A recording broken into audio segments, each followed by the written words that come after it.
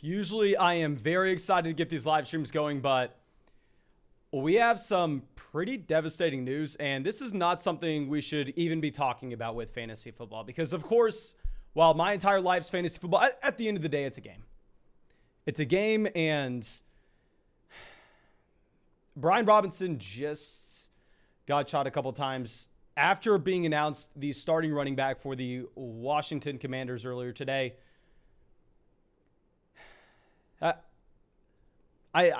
What can I say? Obviously, this is some of the worst news we've had this offseason. You're a running back growing up. You go to Alabama. You overcome everything.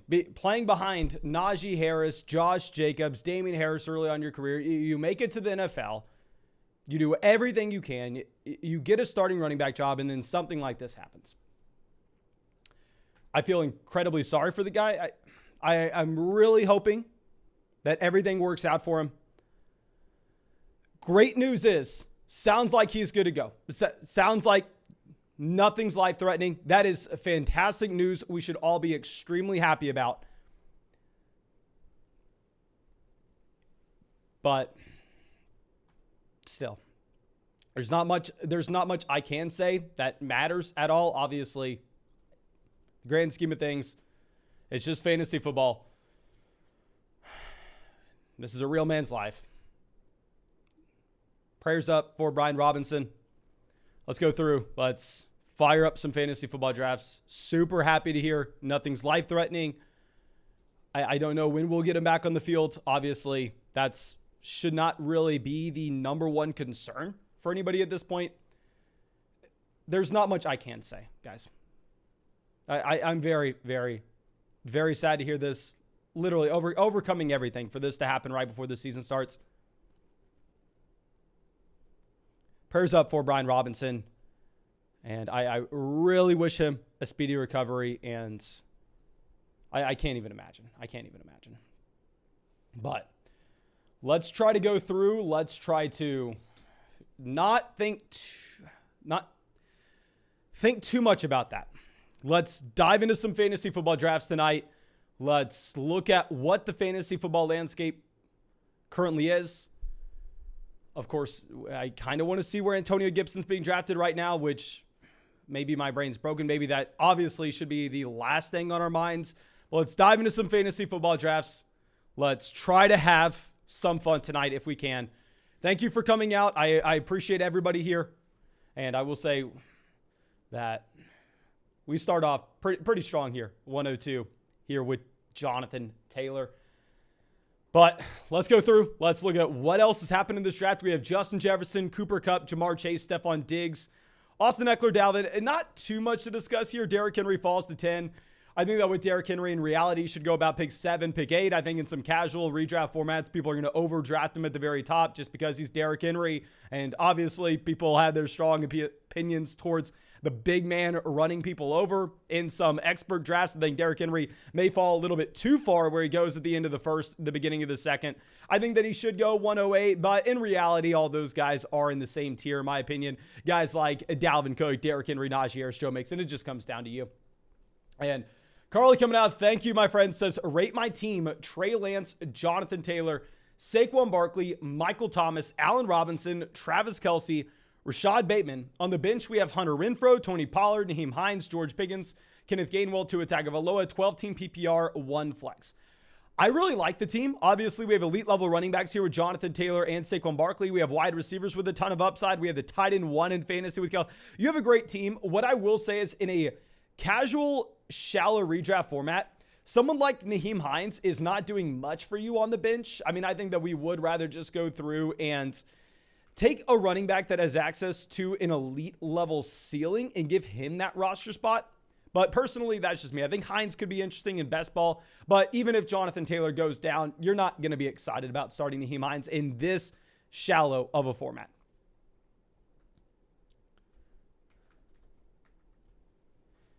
Now we have Leonard Fournette, Javonte Williams off the board here. So we are going to go ahead and Let's just take Mike Evans. I mean, I think that we can get a couple of these other wide receivers on the way back around and pick 26. Obviously, people have been moving up A.J. Brown over Mike Evans. Tyreek Hill had the big preseason game as well. Let's try to diversify. I wasn't really drafting Mike Evans when he was going at the beginning of the second round, so let's try to bump up our exposure whenever we are getting him at a significantly cheaper cost compared to where drafters were taking him a month ago. Okay.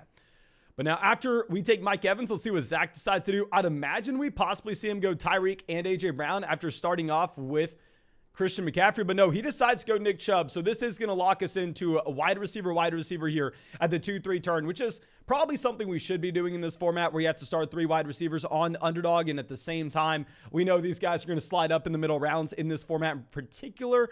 So Zach decides to go Nick Chubb at pick 24. And then after this, I don't know. We're just going to take whoever's left between Tyreek Hill and A.J. Brown. I think all these wide receivers are in a similar tier. And it looks like we are going to end up getting Tyreek Hill here at the beginning of the third. So I think we probably played that correctly, getting the combination of Mike Evans and Tyreek Hill. But of course, on underdog, it's extremely important to go out there and get your wide receivers early. And if you want to draft with us at any point, y'all know we are drafting every single night on the live stream. All you have to do is go down there, subscribe to the channel, hit the bell next to the subscribe button. That way you know when we're live, and go sign up for Underdog Fantasy. That's where we do all our drafts. They're best ball, so it takes no time at all during the season. So I'm able to draft 700 teams this offseason on Underdog.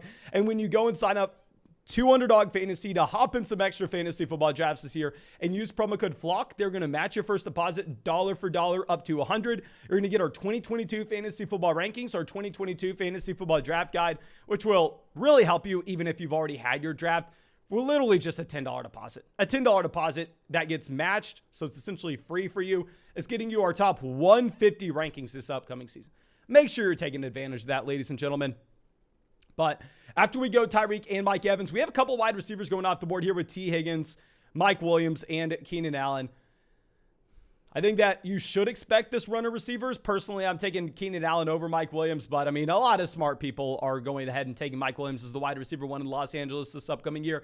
You have Ezekiel Elliott going off the board here at 31. Very rarely are you seeing Ezekiel Elliott go this high. I mean, in the high stakes $250 draft we had last night, we ended up getting Ezekiel Elliott's, I believe, at the 504, 503, something like that. We got him at either pick 51, 52, and I wasn't even that excited about drafting him when he fell that far to us.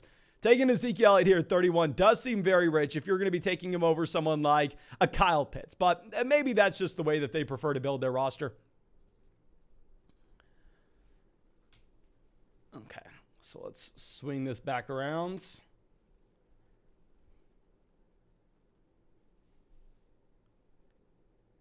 Guys, I'm it's hard for me to get that excited in this live stream. It's just very sad news for Brian Robinson. If you think about it, the man's been working his entire life to literally get the report today that he's being announced as a starting running back for an NFL team.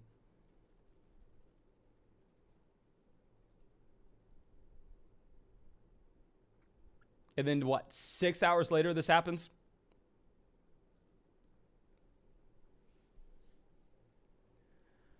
But after we see Ezekiel Elliott off the board 31, yeah, Michael Pittman 32. Michael Pittman, am I the only person who's noticed him falling? Maybe it's because I'm drafting with a lot of people that listen to us, and with Michael Pittman, I don't have him ranked as a top 12 wide receiver where his ADP is. I think we have Michael Pittman instead ranked as the wide receiver 15, wide receiver 16. So I do prefer him here at the 3-4 turn compared to where he usually goes at the beginning of the third round. You have Jerry Jeudy off the board 39. You know I'm completely fine taking Jerry Jeudy in this range. I really like that start from the team at 10 with Derrick Henry, Alvin Kamara, DJ Moore, and Jerry Jeudy so far through the first 4 rounds. I mean, I'm not going to complain about anybody ever going out there and taking DJ Moore, of course. Okay. So we have Shafir says, is having Devontae Adams better than Jamar Chase? Oh, no, my friend. No. Jamar Chase is a significantly better option than Devontae Adams, but for the love of God, do not spam your question. If you spam your question over and over again, you are going to get muted. Matt coming out says, rate my team. We got Lance, Jefferson, Lamb, Dobbins, Miles Sanders, Travis Kelce, Michael Pittman, and then on the bench, Chris Olave, Devontae Parker, Brian Robinson, Kenneth Walker, Deshaun Watson, and a 14-team standard 1 quarterback, 1 flex league. I would say in this format in particular, great team. I mean, Obviously, it doesn't look that strong on paper, but it's a 14-team league. Everybody's going to be weaker across the board. But if we are looking at a shallow bench league like this, it is going to be very difficult for you to get away with holding Deshaun Watson on your bench for 11 weeks. With locking that roster spot up, you're going to be sacrificing the ability for you to make moves on the waiver wire early on this year. So what I would personally look to do is I probably would look to just go ahead and drop Deshaun Watson. Now on Underdog in those tournament style contests where we really need to be optimizing for weeks 15, 16, 17, when on Underdog, you get to go ahead, you get to draft 18 rounds of players. Yeah, I'm taking Watson with those builds. But in this one in particular, I don't know if he's worth the roster spot unless you can throw him on your IR or something. And then going through Devontae Parker, I guess Devontae Parker is actually someone you can roster in a 14-team league compared to a 12-team, even if it's a shallow format. But you know what? Maybe I was talking to my ass here because this is a very strong team on paper as well. I mean, you have Jefferson, the wide receiver 1, Lamb, the wide receiver 6, you have the tight end 1 overall, and Travis Kelce in a 14-team league. I really like that. Okay. Matt says Christian Watson, not Deshaun Watson. Okay, if it's Christian Watson, then never mind. I don't think we have to make any moves. Okay, so we take Terry McLaurin there, pick 47. Surprised that we get Patrick Mahomes on the way back around. Patrick Mahomes is not necessarily my most drafted player anymore on Underdog Fantasy. There was about a 3-week stretch where he was going in the middle of the 5th round, sometimes falling to the end of the 5th, where during that stretch he was, for a small amount of time, our most drafted player on Underdog, because I could not stop drafting Patrick Mahomes in like the middle of the 5th, the end of the 6th. I was just going through. I was taking him over and over and over again. Now you're not necessarily getting that kind of value anymore. But I'm not going to complain at all. Pick 50, Patrick Mahomes here. We have Kittle going 51. I'm interested to see where we end up getting Darren Waller. I'm assuming he probably falls to the end of the 5th. Now, obviously not practicing. Obviously, we do have to make a couple different adjustments. Okay, Dobbins off the board. Dobbins, y'all know that's my guy. I mean, with Dobbins, back when he was going into the 6th, we went ahead. We made the bold claim that he was going to have an ADP in the 4th round. Now, sadly, that hasn't happened yet. But there's still a lot of offseason left. We still have some space to get to the year. And I think that by the time kickoff happens, you will have J.K. Dobbins in the 4th round. And I think we are probably going to end up having to draft him a lot in the 4th round, because I was thinking about when we can do this 24-hour live stream. Because the video today we posted it 10 hours ago, has almost 53,000 views. And we probably gained 1,000 subscribers today, and the day's not even over. And y'all know, like I said, if we hit 90,000 subscribers on the channel, we are getting that 24-hour live stream draft marathon underway. So it looks like that is probably happening here. So if you want to watch that 24-hour live stream draft marathon, make sure you subscribe to the channel. If you want to guarantee that happens, guarantee we hit 90,000 subscribers, make sure you drop a like. But I think we're probably going to do that the day before the season kicks off. Like, we would probably look to do that Wednesday. So that's going to be what, like 10 days from now? 10 days from now, I think Dobbins will be in the 4th round by the time we get to that point. Okay. So now let's swing this around. We have Cam Akers falling to pick 57. I got in a high stakes draft earlier today off the live stream because the contest was about to close. And I ended up getting Cam Akers and Breece Hall, pick 60 and 61. It was really nice because through the first 4 rounds, I went very wide receiver heavy. I went CeeDee Lamb, Travis Kelce. Then I took Terry McLaurin and like Hollywood Brown, or maybe it was Jalen Waddle and Terry McLaurin. That's what we did at the 3-4 turn. So it was really nice that we ended up getting Cam Akers as well as Breece Hall, making it to us at 60 and 61. Clearly that's not happening in this draft though. Okay, Bobcat says you should do a live stream of you watching the Bills and Rams game. I'm not going to lie to you. If we have to do that 24-hour live stream leading up till kickoff, I am probably going to turn that off and go right to bed. Like, I don't even know if I'll be able to watch the game if that happens. We may have to tape the game and then watch it the next day.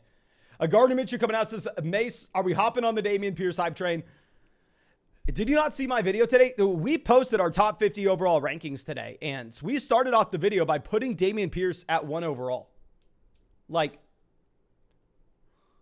what else do I have to do to prove to you that I'm on the Damien Pierce hype train? I put him at number 1 overall before Jonathan Taylor, before Christian. Okay, obviously. No, I think that with Damien Pierce, people are going to be calling him the next James Robinson. And if we're looking at James Robinson, he's literally the outlier of all outliers. I think it is very unfair to go through and put that tag on Damien Pierce. And then if we go through and historically look at running backs that were drafted on day 3 of the NFL draft or went undrafted and came out and were running back ones their rookie season in horrendous offenses, how many guys can you think of outside of James Robinson? How many can you?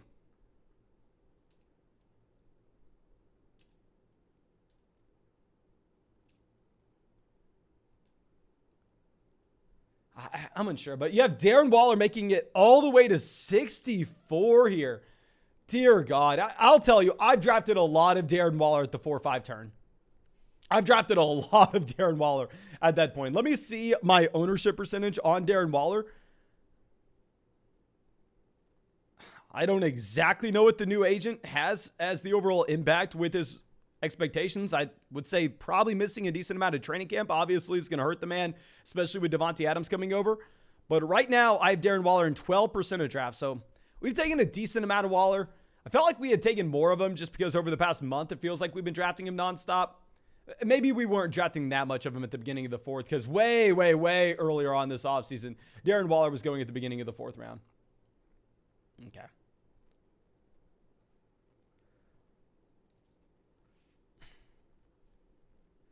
Carlito says, Rashad Bateman, 1,000+ yards, 10+ touchdowns, question mark. Oh my gosh.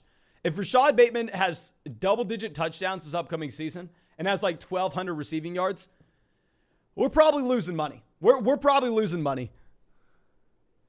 Shea says, Adrian Peterson, undrafted number 1. We're talking rookies here, my friend. We're talking rookies. Adrian Peterson, Arian Foster had his breakout his 2nd season in the NFL. Let's go ahead. Let's pull this up. What was I looking right now? Oh, yeah. How much Rashad Bateman I've drafted. I have 4% Rashad Bateman. I'm very underweight with Bateman. Someone that I'm really never taking at the 4-5 turn just because I prefer Patrick Mahomes. I prefer the elite level tight end. Like, I know maybe I'm an idiot for doing so, but I think Patrick Mahomes is a better option than Rashad Bateman in fantasy this year. Okay, so what's the report on Elijah Mitchell? Elijah Mitchell practices. Let's go ahead. Let's take him at pick 71. Josh says, how do I check how much of a player I have? Obviously, this is only something you can do on Underdog, but Underdog is the best for a multitude of different reasons. So what you do is you go to your homepage. You click completed drafts on the top. Then you can see like all the different contests you've entered, well, yada, yada, yada. There's a tab that shows you everything, and you just click it. It says exposure. And then you can see the list of your most drafted players by percentage. And then you can filter that down by entry fees as well. So you can see your most invested into players based on just raw number of drafts. And then at the opposite end of the spectrum, based on how much money you have into that individual player. But Rated coming out, thank you, my friend, says, can you read and check out my draft that I just DM'd you on Twitter? Should be in your request. Let me know what you think. Okay, I will do this, but please, let me tell everybody else in the live chat right now, do not message me on the live stream asking me to pull something up. But let me go through. I will look at this for you, my man. Thank you so much, of course, for being a part of the flock. I appreciate you, my friend. Let's look at this. Okay. So went super late on tight end, but you had Albert O. So, I think you are fine in that regard. Let's go ahead. Let's take Drake London here. I don't think rookie receivers are as exciting here in a non-tournament style contest where we don't need to be optimizing for weeks 15, 16, 17, but I still like the value of London. We have a couple of running backs. So going through, let's just go position by position here. So you have Justin Herbert at quarterback, obviously an elite level option. And we have that stack up with Mike Williams as our wide receiver 3 as well. So really like what we have there. At running back, we have the combination of Joe Mixon and Aaron Jones. In my opinion, those are both going to be top 10 running backs this upcoming season from a PPR standpoint. And then at receiver, we have just a ton of target hogs. We got guys like Deontay Johnson, DJ Moore, Mike Williams, Rashad Bateman. Like all these guys are being drafted as top 24 receivers right now on Underdog. And then you have Alberto as well. Obviously, you waited very late on Alberto, but to be completely honest, if there's going to be a spot that you want to kind of punt a position, probably is the tight end position overall, where you go ahead, you take Alberto. If it doesn't work out, who the hell cares? You drop him, pick someone up off the waiver wire. As we have done that research to see that like the tight end 20 from a points per game standpoint and the tight end 8 in fantasy football, they are relatively the same thing. You also have Chase Edmonds on the bench, Devin Singletary on the bench. I really like this squad. I really like this squad, my friend. I'm assuming that this is like a 12-team league. Yeah, 12-team half PPR. Great team. Great team. Okay. Now we have Amari Cooper off the board here, 79. Devonta Smith goes 78. And Antonio Gibson win at 73. Okay. Like I said, I don't even want to speak on this because fantasy football clearly is not near in. Guys, I'm saying this as someone who just lives fantasy football. Fantasy football is my entire life, but clearly it's not nearly as important as what happened today.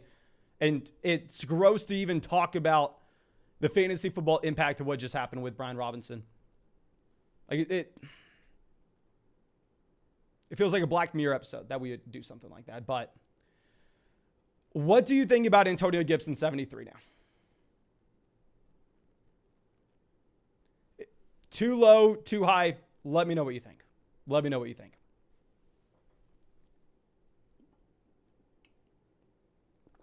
Okay, so Russell Wilson, Joe Burrow off the board. Joe Burrow does fall a considerable amount. In a high-stakes draft this morning, I ended up getting Joe Burrow pick 85, which I felt comfortable with.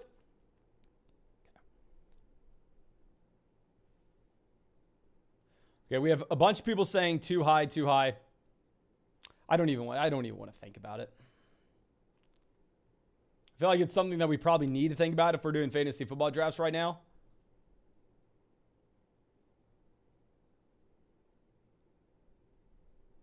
But still. Okay. So we have DeAndre Hopkins and Chris Olave going off the board here at the 7-8 turn. Let me know what y'all think of my squad so far. I think that right now what we need to be looking for is we need to be looking for Sky Moore and Marquez Valdes-Scantling on the way back around 95, 98. I think there's a realistic shot that we at least get one of these guys. I'd imagine that the player we end up with is Marquez Valdes-Scantling. But let's see. Let's see.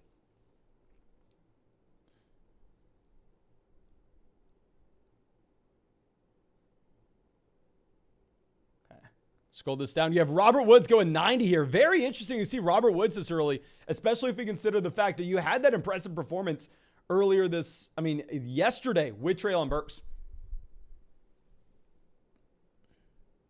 Fluff says, I'm hearing is stable. Good here. Yeah, no. The great news with Brian Robinson is that it sounds like nothing's life-threatening. Sounds like he is completely fine. Sounds like nothing's life-threatening. It sounds like he is going to be okay. That is obviously beautiful news. Fantastic news. Okay. But let's see where Blick decides to go. Lance, quarterback. Running back, Javonte Josh Jacobs. Wide receiver, Justin Jefferson. T. Higgins, Juju Smith-Schuster. And then tight end, George Kittle. Okay. I have no idea what to assume from this roster. I feel like it's a very balanced start. They can go any way they want. They go Kareem Hunt, so we are going to fire up Sky Moore here. I mean, with Sky Moore, easy pick. We have Patrick Mahomes. Don't love stacking a rookie wide receivers on this build where we don't have the fantasy football playoffs and instead it's just cumulative scoring weeks 1 through 17. I think we have to be a little bit lower in these rookies, but still, when we have Patrick Mahomes, the Sky Moore selection is going to be a no-brainer. Zach on the clock. Zach currently has Christian McCaffrey, Nick Chubb, Antonio Gibson, and then at wide receiver, A.J. Brown, Gabriel Davis, Rashad Bateman, and Christian Kirk. Joey says, how do you like my team? Also, what about J.D. McKissic in drafts? With J.D. McKissic in drafts, like I said, I don't even want to be thinking about this, but it does not matter in your casual fantasy football format. If you're playing in a casual, shallow redraft league, J.D. McKissic's never going to be a player that's honestly even worth a roster spot for you if you have like 6 bench spots, because maybe he has a decent week-to-week projection, but in reality, the overall ceiling that you're going to find with his role is going to be severely capped. Like, it wouldn't matter that even if Antonio Gibson went down with an injury, you're still going to be in a spot where J.D. McKissic is just the receiving down running back in Washington and nothing else. So in that casual, shallow redraft format, because his ceiling is so limited, I would rather just use a bench spot trying to find a running back that we think is an injury away from possibly having a starting role. Someone like a Khalil Herbert, where all of a sudden he could project to be someone with 20 touches in an individual week. Obviously, in best ball, it's going to be a little bit of a different situation where we do definitely need to give that bump up for J.D. McKissic if he's going to have an overall higher snap rate in this Washington offense. So I think in best ball, you probably slide him up. He was going in like the 17th round. He's been sliding as of late. I think you probably move him up to like the 14th. But I don't know. Okay. So we go Sky Moore and Marquez Valdes-Scantling. I think you could make the argument that some of these running backs are the clear values in this range. The thing is, when we take Patrick Mahomes, we want to make sure that we're getting this correlation in here. And I think both these receivers could be very strong values if we were looking at the best ball format, just if we expect that the Kansas City Chiefs offense yet again is a top 3 offense in overall passing volume, which I do think is going to happen. Obviously, with the loss of Tyreek Hill, that should hurt. But we've been talking about this all offseason. I think the Kansas City Chiefs on the whole have legitimately gotten better. And I know that is obviously such a hot take. I get it. But if we look at Kansas City, let's just look at the pass catching core, right? You move on from Tyreek Hill, Demarcus Robinson, Byron Pringle taking the majority of snaps at wide receiver last year, to now you have Juju Smith-Schuster, Sky Moore, and Marquez Valdes-Scantling. So obviously you have a clear downgrade from that top wide receiver slot. Nobody's going to be making the argument against it. But it's not going to be as easy for opposing defenses to just keep 2 safeties high and then make sure that they have a second linebacker kind of shadowing around Travis Kelce. I feel like from an overall defensive scheme standpoint, it's going to be much more difficult to go up against the Kansas City Chiefs if they have a capable slot wide receiver in Juju Smith-Schuster. If they still have someone to stretch the field where you have to keep 2 safeties back with Marquez Valdes-Scantling, and then you have Sky Moore with the potential upside if he does live up to his prospect profile. So I want to be betting. I want to be taking that dip on the Kansas City Chiefs offense. Remember, you had to draft Patrick Mahomes at the end of the 3rd round last year, which obviously looking back, that was pretty damn rich. But now getting Patrick Mahomes at pick 50, it's something I do nonstop. And I think we can still find some strong running back values later on. Okay. So real quick, dear God, thank you guys. We've been live for 26 minutes and we almost have 350 likes in the stream. Thank you for everybody who's gone down there and dropped a like on the live stream. And because y'all been showing that much support, this is why we are going to be able to hit 90,000 subscribers. And this is why we're doing that 24-hour live stream. Thank you for everybody who's gone down there and drop a like. I appreciate you so much with all the support y'all have showed this channel over the past 2 years, to be honest. And yeah, the video earlier today's 53,000 views in 10 hours. Oh my. That's breaks any record that's absurd. It's like fantasy footballers' numbers. Y'all are ridiculous. Y'all are straight up ridiculous. I'm going to try to get like a 4 or 5 hour live stream going tonight. Obviously, we should probably be saving our voice if in like 10 days we're going to have to go for 24 hours. But I'm going to try to get like 6, 7, 8 drafts going for y'all tonight. Thank you so much for everything y'all have done. Okay. Let's swing this back around. And Damien Harris still falling here. I mean, y'all know I'm not a Damien Harris guy. Not really a Kirk Cousins guy either, considering the fact that we don't have Jefferson, we don't have Adam Thielen. I'm really not going to be looking at Kirk Cousins in this range. See what Underdog had on Brian Robinson. Okay. Yeah. God, that is so sad. So sad.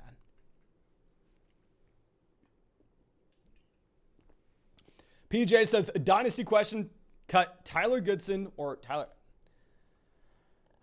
My man, I'm not going to lie to you. I don't know. I don't care.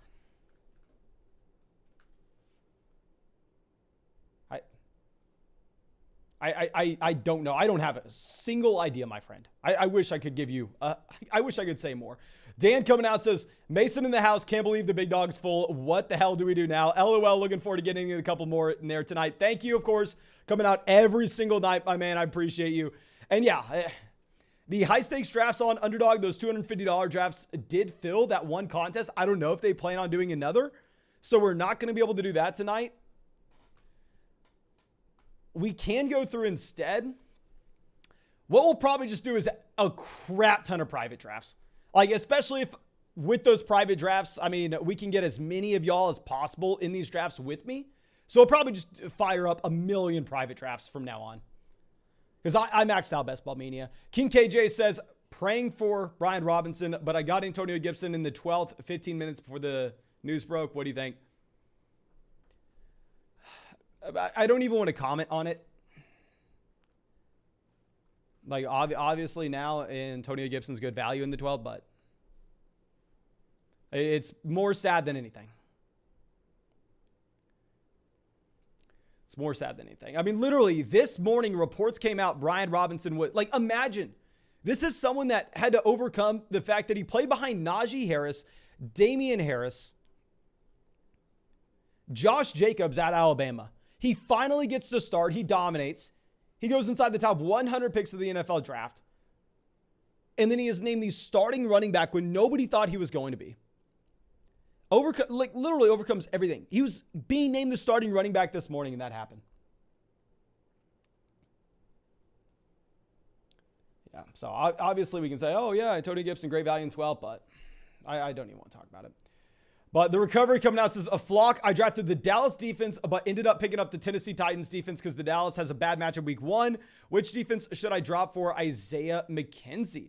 Okay, so honestly, my friend, I wish I could come out here and act like I was some defensive expert. What I do to figure out what defenses to play is I go look at Las Vegas spreads. I look at implied team totals. We look at what we should assume the overall game flow is. You want defenses that should have a large lead. Defenses that should have a large lead can generate sacks. They can generate interceptions. And obviously, when those teams are having to come from behind, it's just a very good spot for your team. You don't want your defense going up against an offense that's just going to be able to run the ball over and over and over again. So if I'm looking at the Dallas Cowboys, they go up against the Buccaneers week 1. We don't want that matchup. Week 2, they have the Cincinnati Bengals. After that, they have the Giants. Then they have Washington. I'd imagine that they'd be heavy favorites in both of those contests. Let me look at what we have with the Titans. Okay, so the Titans schedule. Titans, they get the Giants week 1. Hell yeah, sign me up for that. But then afterwards, they have the Bills, the Raiders, the Colts. So I think after week 1, you probably go ahead, you drop the Titans defense because you're not going to want to start them any week during that 3-week stretch. And obviously, you only want to be rostering one defense. Okay. Dan coming out says, want to do a slightly higher stake private draft, or is that not smart because of the rake? I wouldn't say it's not smart. I would say that if we're doing a 24-hour live stream and I'm going to be firing up that many drafts, I probably got to save some money. So if we're looking to save some money here, we've already been very aggressive with how much money we've spent in these drafts. I think we probably just keep the buy-ins low. Maybe we can get some like $10 drafts going if y'all want. But I'm probably going to end up having to join like 100 more drafts. 100 more drafts before the season starts. Joey says, how do you like the 109 right now? Also, everybody hit that like button. Yes, everybody go down there, drop that like, even though everybody already has. We literally have we have like 450 likes in the live stream. Y'all are absolutely crazy. I appreciate all of y'all. But let's go through. Let's check out the 109 for Joey.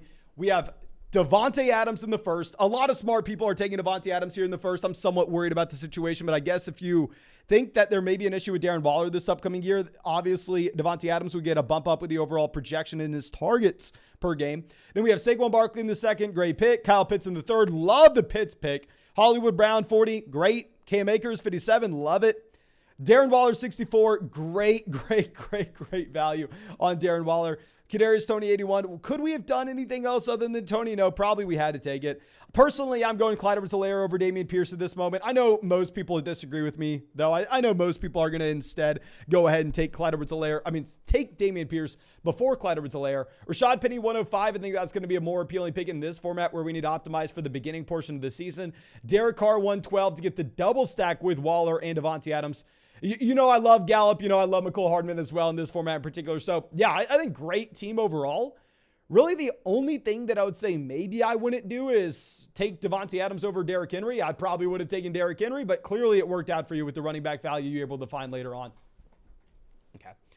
Matt says, Mason, do you do in-season stardom / situm content? My friend, are you kidding me? Do you not know what we do in season? I only do fantasy football up until kickoff week 1. And then starting right after that, like literally that Friday after kickoff, this changes to a knitting YouTube channel. So we go through, we knit different things. We'll do a blanket one day. Then the next week we'll go ahead, we'll work on like sweaters and stuff. So no, we're not going to really have any fantasy football content. I'm a very avid knitter. Like we want to go through, I'm going to build like a beautiful flock sign with some yarn. Like you don't even know. Okay, obviously, yeah, we're going to go through. We post more in-season content than anybody else. I do a live stream every single night during the season as well. If y'all think I'm crazy doing these live streams every single night now, just wait until during the season. Bobcat says, I love the TikTok video. Also, what would you do if you won Best Ball Mania 3? I don't know a TikTok video, but thank you, my friend. If I won Best Ball Mania 3, if you don't know, if you win Best Ball Mania 3 on Underdog Fantasy, which you can still go enter. It's a $25 buy-in best ball tournament style contest. Use promo code FLOCK when you sign up. They'll match your deposit, so it's free for you to try out. But you get $2 million.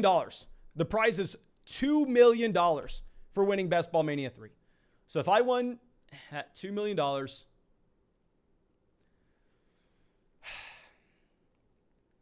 honestly, probably wouldn't do much. We would go ahead, we would throw the biggest fantasy flock meetup party ever. I would find a way that we could like rent out like the soccer stadium or something in Austin. And we would have one hell of a fantasy flock meetup. I'll tell you that outside of having a crazy meetup, I don't exactly know what we do. If y'all have any ideas of what you can do with $2 million, let me know. Let me know in the live chat right now. If you won Best Ball Mania on Underdog Fantasy, what would you do with your $2 million? What would you do with your $2 million? To be honest with you, I want to win Best Ball Mania more than anything else in the world. And I know this sounds crappy, but this is where my head's at. I would be more excited about coming out and being able to review the draft, make a video on it. I would be excited about starting every single video next year saying, hey, welcome to Fantasy Vlog Network. I'm Mason Dodd, the best fantasy football drafter on the planet. You can't argue with me. It is proven. Oh, I would just be excited to introduce myself. I would go up to people on the street, go, hey, I'm Mason, winner of Best Ball Mania 2. You probably have heard about me by now. Like, oh, I would be running around with it. Mark says, who do you think might be the biggest fantasy bust this year? Players going in the first 2 or 3 rounds. Okay, let's go through. Let's look at the first 2 or 3 rounds. Obviously, he goes a little bit later in this draft. 2 guys that I am personally not massive fans of their value with. If I had to say the first 2 rounds, let's go first 2 rounds. Deebo Samuel, 18. I'm not a massive fan of Deebo Samuel at this price point. With Deebo here, obviously, the wide receiver 3 on a points per game basis last year, like Deebo Samuel absolutely crushed, gets a massive, massive, massive contract extension. But what I'm worried about with Deebo Samuel is the transition over to Trey Lance, vulturing rushing touchdowns at the goal line. Not only vulturing rushing touchdowns at the goal line, but inherently those rushing quarterbacks, I think, are going to have not necessarily the same need to just check the ball down as often, to have that extremely low average depth of target with Deebo Samuel. I think instead he can lean a little bit more on Kittle, a little bit more on Brandon Ayuk than what you had with Jimmy Garoppolo. So I think the target share may come down for Deebo Samuel. I don't think he gets 8 rushing touchdowns again. I think this team may be a little bit more run heavy this upcoming season. So I don't know. I don't know. Okay, so let's go. Let's see what everybody's saying with $2 million. And Matt says, obviously get $2 million worth of yarn, my man. Oh my gosh, that is probably what I would do. Like, y'all know the sweater that I could knit with $2 million. We would have the most exotic colors. It would be a masterpiece. But after this, Hayden says Mason's 2023 underdog bankroll would be insane. Y'all know that would be insane. Like, y'all know we get in a decent amount of $250 drafts right now because I'm 23 with I'm about to be 24, no kids. Like, I don't really have responsibilities, but next year, if we won that $2 million on Underdog, every single live stream, we'd be like, yeah, we're entering in a $1,000 fantasy football draft right now. If y'all want to draft with us, we are in the $1,000 lobby every single night. That's what I would do if we won on Underdog. Let's go through. Michael says he'd short Bitcoin. Kyle says pay off debt and put 100,000 on Underdog. James says move in with Mason and save it. And gamble on the Super Bowl. Some dude coming out here with the funny comment, Mark, eat a huge bacon cheeseburger. I would be eating good every day. In reality, if I had $2 million, I probably would have like a personal chef or something. I don't know. I'd be eating out every single day. Okay. So now we have Matt Ryan off the board, pick 160. So I think at this point, I don't love my team. Like going back and revisiting this, obviously smart drafters would say I'm an idiot for saying this, but I think I would go ahead. I think I would decide to take Jacobs over London. That way, instead of having to take like a Tyler Algier here, we can go with the wide receiver value that I prefer a little bit more. I think the mistake with this draft was maybe that Drake London selection, given the fact that this is not a tournament on Underdog and instead this is a private draft. Okay. So let's move this down.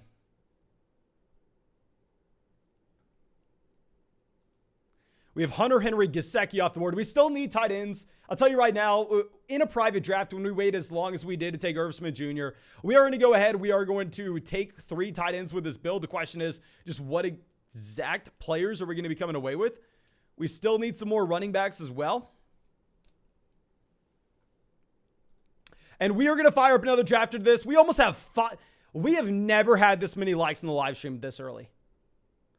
We almost have 500 likes on the stream, and we've been live for 40 minutes. We are firing up another draft after this one. If you want to join, just go sign up for Underdog Fantasy. Use promo code FLOCK when you sign up for Underdog. We're going to try to get 6, 7, maybe even 8 drafts going tonight. And when you sign up with promo code FLOCK, they'll match your first deposit dollar for dollar up to $100. Look at our 2022 fantasy football rankings. Look at our 2022 fantasy football draft guide, which will help you if you've already had your draft as well. But let's go ahead. Let's take Gerald Everett here as our second tight end. And then after this, when Higbee and Hayden Hurst are off the board,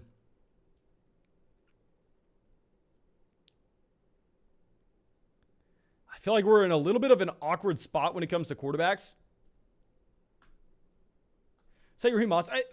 I don't want to get that excited about this selection. We need a running back. It is what it is. I feel like we're in no man's land. Robbie Anderson is a significantly better value in this format. If we were drafting a tournament team, I go Robbie Anderson. I really don't even think about it. But in this private draft, it is going to be a lot more important to not necessarily just try to get the highest top 1 percentile outcome as possible. We do need to raise our overall median projection as well. Okay. So let's move this down and let me know what y'all would have done there.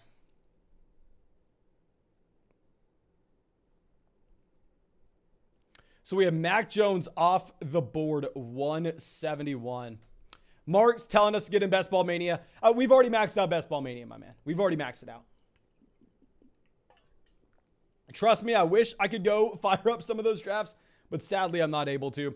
Robbie Anderson off the board here, 173. Great value with Robbie Anderson. I don't think you can complain about that at all. Now, Paris Campbell goes 174. Honestly, probably pretty good for us to see wide receivers go. I mean, through the first 10 rounds, we already had 7 of these guys. I don't necessarily think that we're that excited to go through and bring in some more receivers, especially when we wait this late on our quarterbacks, and this is just a private draft. We probably are going to go ahead. We're probably going to take 3 quarterbacks given the best ball format. Okay.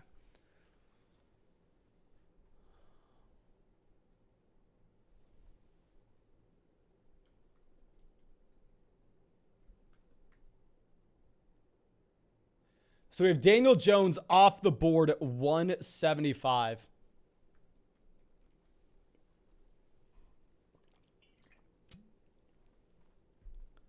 Swing this back around.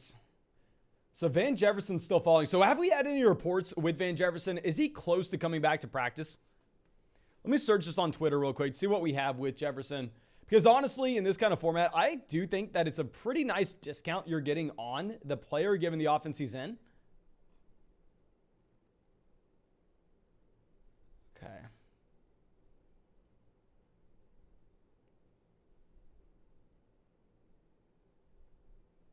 Yeah, I don't really see any news with Jefferson.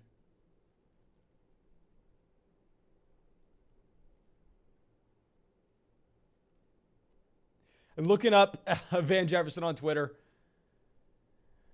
Tyler says, this random guy just goes, if Damien Brown could get going, he could have a season like Van Jefferson. Oh, Damien Brown. A name I have not heard in quite some time. That's a pretty good throwback. Okay.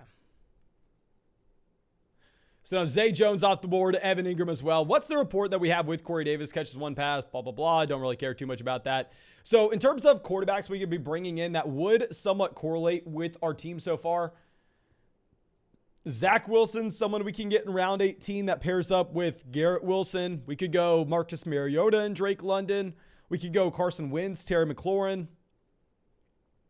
Yeah, so there are a couple different options. We have Tyler Algier here as well. Maybe that makes us a little more inclined to just go ahead and get Marcus Mariota.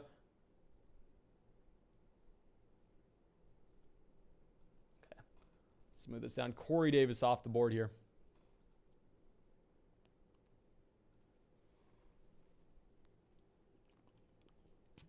Zach says, Van Jefferson's coming back soon. Trust me, Mason, from the source himself. Interesting.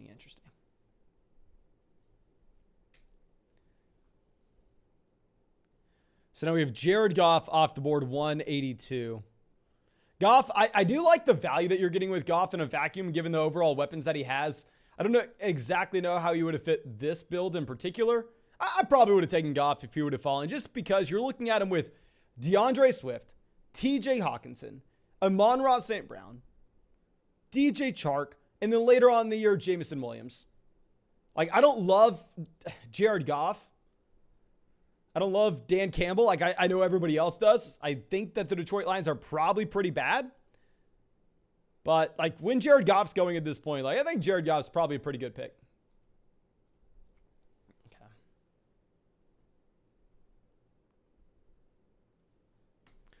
Odell Beckham Jr. off 186. Jamison Crowder goes 187. Isaiah Likely is someone that I think could be appealing in like Best Ball Mania, where there's not going to be the entire field owning him, where he will be at naturally lower ownership. But in this kind of format in particular, I don't really care about that. There's actually a different player that I'd definitely prefer. I think I know what we're doing here at the 16-17 turn. So Uncle Trey on the clock. Let's see what they decide to do. They go Nick Westbrook-Akeen here, 189. A player that maybe I've drafted once or twice. In reality, I don't think I've drafted him at all. I mean, y'all know I am completely fine going out there and just betting on Treylon Burks. So we're going to go Logan Thomas. Obviously, we're reaching a little bit here on Thomas, but I think that in this range, he's a tight end that can definitely have a role as the season goes on. I think that we are going to set ourselves up with the potential to go Carson Wentz as well at the beginning of the 17th and get that double stack here with Terry McLaurin and Logan Thomas. So let's go ahead. Let's take Carson Wentz. I mean, with Carson Wentz, I don't think he's a great NFL quarterback. Trust me. I don't want to say that, but very similar to Jared Goff. I think he's probably just a mediocre quarterback that's stepping into a situation where he now has probably I don't want to say the best receiver core he's ever had, but pretty close to it. Like, what's going to be in Washington this upcoming season for Carson Wentz, from just a pass catcher standpoint, will be significantly better than what he had in Indianapolis. Obviously, everybody loves Michael Pittman, but I would say if we're looking at like Michael Pittman and Ashton Doolin, the two wide receivers you had in Indy last year, compared to the two wide receivers you have this season in Washington, with the combo of Terry McLaurin as well as Jahan Dotson, first-round wide receiver out of Penn State that checks a lot of boxes. I think that he is in a pretty solid situation. Okay. Robbie says, if you watch Hard Knocks, you know the Lions look awful. I'm there with you. I do not think that like Dan Campbell looks like a great coach. Let me know your thoughts on this, because I would imagine that the majority of people watching this do watch Hard Knocks. What do you think about Dan Campbell? What do you think? Obviously, I've never been in the NFL. We are getting a little sneak peek, a little sample of what he really is on television. So our opinions, my opinion, does not matter at all. But what is your opinion? I don't think he's a great NFL head coach. I stand by this. I know everybody. At one point, he had the most money bet on him for Coach of the Year. If we're looking at this, I mean, we've done this a couple different live streams now. Maybe he has like room to improve. Maybe he can turn things around, but he's played 31 games as an NFL head coach. With 31 games as an NFL head coach, he has 8 wins. Obviously, he's put in a very bad situation, but at the same time, like, dear God. Okay. Optimistic Panda says, I don't know if he's a good coach, but he makes me want to bite some kneecaps for sure. He makes me want to bite some kneecaps. Definitely. April says, I think he wants his opponents to think he's dumb. That's next level there, if that's true. That is next level if that's true. Okay, so yeah, what I'm going to do is let me make my next selection here. You know what? I don't think y'all even need to see this next selection. Are y'all dying to see my 18th round pick? Let me go ahead. Let me cue some guys up. Then I will set us all up with the next draft here. And you're just going to look in the live chat. You'll see a message that says $3 draft here.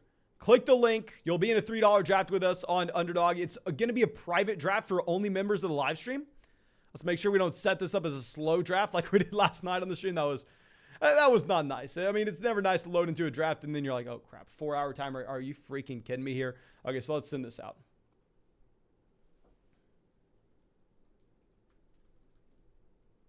We just sent that $3 draft link out there on Underdog. And of course, if you want to get in our next draft, go sign up for Underdog Fantasy. We do this every single night. And it looks like at this rate, with how y'all been smashing that like button, with how y'all been at the same time subscribing to the channel like freaking shark. I don't know. Y'all been killing it. Looks like we're going to hit 90,000 subscribers. We are going to end up doing that 24-hour live stream. I can't guarantee it at this point, but it looks like it's likely. And when we do that 24-hour live stream, we are going to be doing 24 hours of fantasy football drafts on Underdog Fantasy. So you will have so many chances to get in. Go to the link in the live chat. Go to the link in the description of the video. When you sign up for Underdog Fantasy, use promo code FLOCK. You're going to get our 2022 rankings, our 2022 fantasy football draft guide, which will help you even if you've already had your draft, and they're going to match your deposit dollar for dollar up to 100. So it's completely free for you. And of course, it's best ball. So there's no time commitment at all during the season. That's how I'm able to draft like 700 of these teams this offseason. Okay. But we pulled the 111. We are picking next to Doc 79. We have a decent amount of people out here in the flock. We got Dan at pick 1, Ben Higgins at 12. Let's see. Let me know in the live chat right now so I can start to put some like Underdog names together with some YouTube names. Let me know in the YouTube live chat if you are in this draft with us. Christopher says, how will the 24-hour live stream work? I'm going to be live like this, but it'll be for 24 hours. Let me see how many subscribers we're away from hitting that. Okay, so we are like 5.6 thousand away. Yeah, looks like we're going to be like 5,500 away by the end of this day. And we will have how many days to get there? 1, 2, 3, 4, 5, 6, 7, 8, 9. 9 days. So yeah, we are on pace. We just need to continue to get a little over 600 subscribers a day. We'll hit that 90,000 and it'll be just like what we do now, but for 24 hours. I'll talk about some issues we may have with it, and I want to get your thoughts on this. But let's do that 1 second. Okay, Derrick Henry goes off the board here at 8. I'm imagining Stephon Diggs still available at 9. Oh, y'all know I'd have been so excited to get Stephon Diggs. Stephon Diggs, probably my most drafted round 1 player. Let's instead go ahead, get Travis Kelce here at the end of the first. I'm completely fine with Kelce at pick 11. We have been reaching on these elite level tight ends. And then Najee Harris goes to 12. We're going to get Joe Mixon or CeeDee Lamb, whoever falls to us. CeeDee Lamb makes it, so let's go ahead. Let's take Travis Kelce and CeeDee Lamb here at the 1-2 turn. And in a casual fantasy football format, like if you're just playing in a league where you start 1 quarterback, 2 running backs, 2 receivers, and a tight end, and you only have 1 flex, there I go running back. I'm not going to take CeeDee Lamb. But in this league on Underdog where you have to start 3 wide receivers and it's best ball, you have to go wide receiver here. Chris coming out says, 10-team PPR salary cap, insane values, so maybe overdid my depth. We got Justin Herbert, George Kittle, Alvin Kamara, Elijah Mitchell, Breece Hall, Kareem Hunt, Miles Sanders, Terry McLaurin, Deontay Johnson, Jalen Waddle, Rashad Bateman, Juju Smith-Schuster, Amari Cooper, squad grade, trade ideas. Okay, this is something that I'll say, I think I've possibly made the mistake on this in salary cap leagues in particular before. I joined my first salary cap dynasty startup back in 2015. And back then, I looked at those mid-round values that you were getting with guys like Terry McLaurin that you came away with. I mean, obviously you have a ton of mid-round values here. Terry McLaurin, Deontay Johnson, Jalen Waddle, Rashad Bateman, Juju Smith-Schuster, Amari Cooper. You may have 5 wide receiver 2s on this team. And I thought that was the way to go, but I think we do have to transition our overall strategy when we get into shallower redraft leagues, like a 10-team league, PPR, where your bench is this shallow, where the depth doesn't help you too much. It gets to a point where I probably would rather just go ahead, go studs and duds, where if we could say package together a Rashad Bateman and Elijah Mitchell and go and get a running back that we're very confident about, go get Javonte Williams, go get Aaron Jones, go get Alvin Kamara, I think you'll be in a very good spot. Now, definitely, it's a strong squad to start with. I think we need to start packaging up for some of those studs, specifically in that shallow 10-team redraft format. Dan coming out with a massive, yet again, a massive donation, says, I got to say, this daily stream in your content has a direct effect on underdog ADP in certain parts of draft. Small example of this is David Bell now being drafted 2 to 3 rounds earlier in most drafts, the flock influence. Trust me, I would love to come out here and I'd love to say, guys, I drive ADP. I'm that important. In reality, I don't think that's true. Like, trust me, I would like, I don't even want to say I would like that to be true. It would like be exciting if it was. I like the example you give. Obviously, we were drafting David Bell like nonstop in the 18th round, calling him the best value in these drafts. But in reality, like in that example in particular, David Bell had a good preseason showing. David Bell was back at training camp and was healthy. It's like, maybe it seems that way, but there are also a lot of times that I come out here and go, oh, I like the player at this price point, and then he continues to fall. And a good example of that is like the elite level tight ends at the 4-5 turn. I've been drafting Darren Waller, George Kittle there a ton, and they continue to fall. Like, it doesn't matter that I'm drafting them. So I wish that was true, my friend. I don't think it is, though. I don't think it is. Steven says, I'll bet I'm the oldest guy in this live stream. I bet that you're not, my friend. Like, I can go look at the audience we've had over the past 28 days. This is very surprising. Okay, I'm going to ask your opinion on this. Okay, so we have Travis Etienne Sutton off the board. Let's go ahead. Honestly, we're probably just going to let's take Hollywood Brown here at this pick. I especially like the idea of taking Kyler Murray there at the 5-6 turn. But let me ask you a couple questions. First off, if you had to guess, what is the percentage you think that the people who watch these videos are under 18 years old? And this is Google Analytics. I'd imagine Google's probably pretty smart at figuring this out when you go ahead and create a Gmail account. Maybe some people lie about their age, but what percentage of our audience do you think is less than 18? Because I guarantee you're not. I guarantee you're going to be wrong. 27, 5, 11, 9, 2. Okay, I honestly thought it would be 20, 30. Yeah. 1.5%. There are more people that are over 65 years old than less than 18 that watch this. So I don't know if you're the oldest person out here on this live stream, my friend. I don't know if you're the oldest person. Bobcat says, worst punishment you had to do for being last. This is embarrassing, guys. Trust me, I wish I had a close group of friends in real life that loved fantasy football and wanted to go out there and have these leagues where you have a Shiva and you have a Sacco and you got to go and be treated like a king when you won your fantasy football league. And on the opposite end, you had to do bad punishments if you lost. Sadly, in real life, I do not have really any friends that love fantasy football. I don't think I could get any of my friends on board to go ahead and to do a punishment if they lost the fantasy football league. So sadly, I've never had to do anything like that. Okay. So now we have Terry McLaurin off the board here, 44. Justin Herbert, 43. Gabriel Davis goes 42. Let me know what y'all think of our start so far. Personally, I really like it. Like when we get Travis Etienne falling to us in the 4th, I do take Etienne there a lot, but it is what it is. It is what it is. Dan says, love the league reference. Yeah, the league is probably the best show of all time. I don't want to say of all time. Like, the league is a very good TV show. And I'll say one thing. Rafi is maybe the best TV show character of all time. I think that's maybe fair to say. Like, How many of y'all in here have seen the league? I love the league. Okay. But now we have Patrick Mahomes, Lamar Jackson off the board here, pick 47, pick 49. I mean, this is something that you've been seeing a lot of smart people decide to do. Go ahead and pair up Juju Smith-Schuster and Patrick Mahomes in the 4-5 turn there. And Dan has a very interesting start where he also decided to go Kyle Pitts. Y'all know I love me some Kyle Pitts. There, pick 25. James says last place wears a dress in one of my leagues. That's a pretty good punishment. I have a story for y'all after that then. Yeah, a lot of people in the chat saying love the league. Brendan says the paintball episode with Rafi's hilarious. Yeah, the league is so good. The league is so good. Okay, so Darren Waller off 53.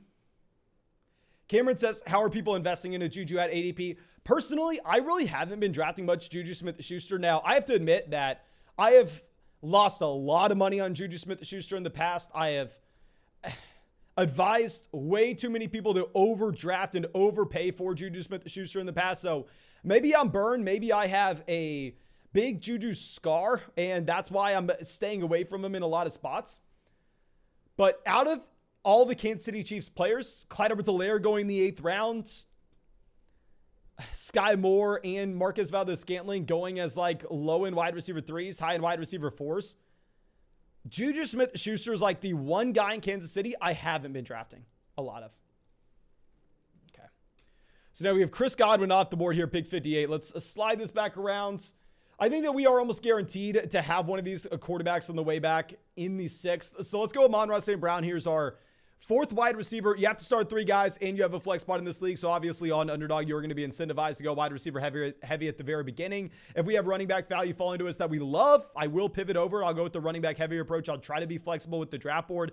But no, here I think with this specific setup, let's go ahead. Let's take Amon-Ra St. Brown, and then we're going to get Kyler Murray or Jalen Hurts. Now, Kyler Murray goes 61. We were hoping that we were going to get Kyler. That way we could go ahead. We could pair up with Hollywood Brown. But we decided to go Amon-Ra St. Brown because we knew we were going to get one of these quarterbacks on the way back around. Ended up getting Jalen Hurts 62 here. Okay.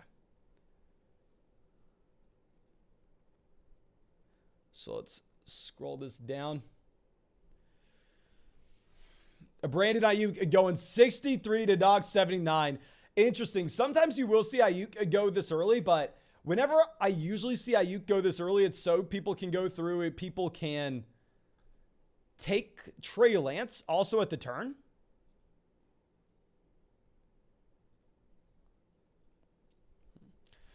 I don't know. Interesting. Like, I think I'd probably go Darnell Mooney over Brandon Ayuk. Unless you're planning on getting Lance, where you obviously want that correlation in. I think in a vacuum, I probably prefer Darnell Mooney. Okay. So we have a lot of wide receivers going here in the middle of the 6th. David Montgomery is falling. Adam Thielen goes 66. Not too much of a surprise because if you're looking at that team there, they decided to grab a 5th round A.J. Dillon. A.J. Dillon at pick 55. So they started off this draft, Dalvin Cook, Aaron Jones, James Conner, and then A.J. Dillon at the running back position. And on Underdog, it's very difficult to catch up at receiver, so you are going to have to go ahead. You are going to have to slam some of these guys. Okay. Dog79 says, in a private league, I'll take him, but definitely not in a tournament. Interesting.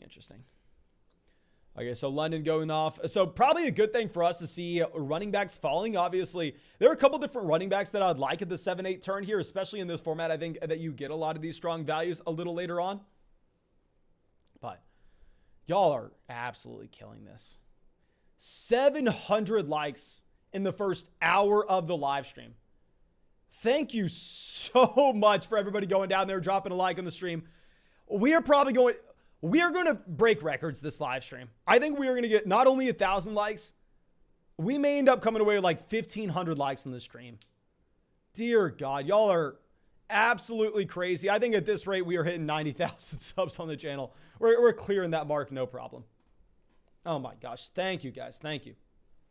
Montgomery finally off the board there, 75. Montgomery's a player that now I think we pulled up my ownership percentage on him in the last live stream. I'm up to 11% David Montgomery. I wasn't drafting him very often at all a couple months ago, but now that David Montgomery does fall here to the 6-7 turn, I'm very excited to go and draft David Montgomery at this price. So yeah, I think that's a great pick there at 75. Will says, Mason, do you ever do IDP? No, if I tried to do IDP, I would straight up embarrass myself. Like literally, whoever you're currently listening to with IDP advice, I can guarantee you they are significantly smarter than I am with IDP. Whoever you're currently listening to, they are. Keep on listening to them. Do not come to me for IDP advice. Please do not come to me for that. Okay. Henry says, I've watched all the league episodes. Do y'all know where you can watch the league? Is it on Hulu right now? Is it on Hulu? Aiden says, what's IDP? IDP is individual defensive players. So instead of having a DST, like you go through and like you can have a linebacker on your team. Like you can have Aaron Donald on your team and you get points for tackles. You get points for interceptions. You get points for fumble. Obviously, it's just fantasy football, but for defensive players. Okay. So we have Dalton Schultz off the board here at 80. Josh Jacobs, 81. I think we are in a spot where we can go ahead. We can take a running back here at pick 83. I have someone that I specifically like. There are a couple of guys that I like in this range at running back. Let's see what Dog79 decides to do. He goes Tony Pollard. I know we're reaching. Obviously, most people prefer Chase Edmonds. I'm going to take Clyde Edwards-Helaire. I think with CEH, yes, he's probably a very bad running back, but I think everybody in that backfield is pretty bad, and he's playing on the Kansas City Chiefs where I think there'll be a lot of points scored. Okay. So after this, you got Russell Wilson, 84. What's the ADP there with Wilson? 79. So he fell, but it's not like a crazy value you're getting. And then TJ Hawkinson, 85. So let's go ahead. Let's take Chase Edmonds as our running back too. I think Edmonds can correlate with Jalen Waddle. So maybe now we look to go ahead. We look to get Tua Tagovailoa, a.k.a. the most accurate quarterback in the NFL, a little later on as our second guy in a best ball format. But Armada coming out. Thank you, my friend. Says 10-team PPR. Winston at quarterback, running back, Joe Mixon, DeAndre Swift, wide receiver, Justin Jefferson, Mike Evans. Tight end, we have Dallas Goedert, the flex, T. Higgins. And then down there in the bench, Deontay Johnson and Travis Etienne. $300 buy-in for this league. Dear God.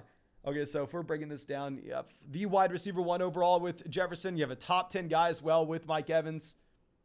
2 top 10 running backs with Joe Mixon. So you literally have 2 running back 1s, 2 wide receiver 1s. You have also a low-end wide receiver 1 with T. Higgins. A very strong team. I honestly, in this format in particular, would probably go ahead, try to package Deontay Johnson with Dallas Goedert or Travis Etienne with Goedert for an upgrade at the tight end position. Specifically because if this is a league where you only have 1 flex spot, I do think that you should expect the tight end position to have a larger impact on your expected win rate than in a deeper format. So let's go through. Let's try to overpay for that elite level tight end, whether that's us going through and say trading like T. Higgins and Dallas Goedert and coming away with Mark Andrews, coming away with Kyle Pitts. Obviously, you'd love Kelsey, but I don't think that's likely.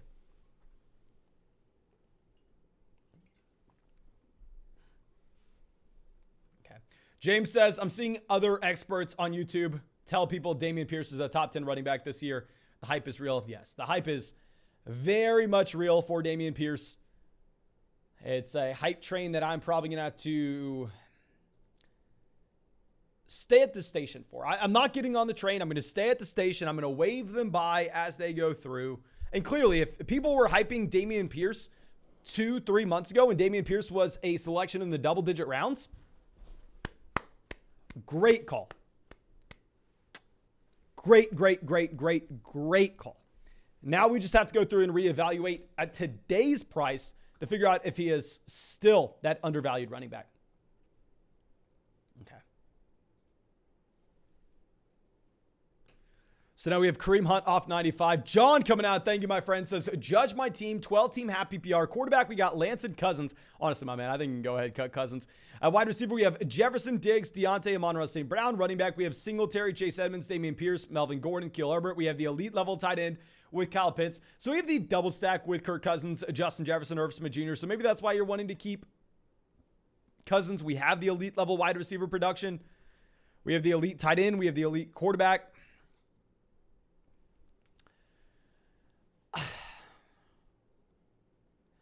We are just going to have to be active on waivers for running backs. Obviously, you have running backs that currently have roles in their offenses with upside for more if something were to change. Like Melvin Gordon can be a top 10 running back if Javonte Williams goes down. Chase Edmonds has it in the range of outcomes to be a high-end running back 2 in fantasy, low-end running back 1 in fantasy this upcoming season. Devin Singletary, if he can maintain the red zone role in Buffalo, can be startable on a week-to-week basis. So the running back upside, the running back room has upside. We're just going to be very active on waivers. Obviously, if we could go through, if we could try to package together like Damien Pierce and Devin Singletary together, and we could bring in someone that we feel very confident about on a week-to-week basis, like if you can trade Damien Pierce and Devin Singletary and get J.K. Dobbins, get Cam Akers, get Breece Hall even, I'd be very excited about that. Okay. So let's move this down. Treylon Burks off the board here, 102. So yeah, we are going to have a decent amount of running back values making it back around to us. Tight end in this range isn't necessarily that appealing when we already have Travis Kelce. I'm not a big Dawson Knox guy. Maybe if we would have taken Kyler Murray earlier on instead of him getting sniped right before us and us having to end up with Jalen Hurts, we would go ahead and take Zach Ertz on the way back around in the 10th. James Cook goes 105. Devin Singletary off. So let's go ahead. Let's take Cordell Patterson here as our running back 3 in this build. I think Cordell Patterson doesn't have a locked-in role as that receiving down running back this upcoming season. Running back 15 on a points per game basis last year. We do expect that to come back down to earth ever so slightly, but I'm still going to be fine taking him in this range. Okay. Now at this point, what are we looking for? Garrett Wilson off. We don't have any Rams, but be completely honest with you, I think that Matthew Stafford's like too good of a value to just pass up on. We take Stafford here. We're only going to draft 2 quarterbacks now. I can already hear you in the live chat going, Mason, you idiot. You have no idea what you're doing. And as I always say, that may be true. It probably is true, but you're going to say, Mason, you idiot. Those quarterbacks share the same bye week. It's a 17-week season. I'm fine going through sacrificing the 20 points we'll have in that one individual week. Not going to be too concerned about the bye. I would rather just make it make sense from our roster construction and get a player that I think is the best value currently on the board. But, oh my gosh, we have a crap ton of donations. Thank you so much, everybody, for going down there, supporting the channel, of course. Oh my, another donation coming in. We got to go through. We got to read these questions. Thank you. Our first one coming out from Pasta Prince says, rate my team 10-team non-PPR, $250 buy-in. Okay, so non-PPR, definitely.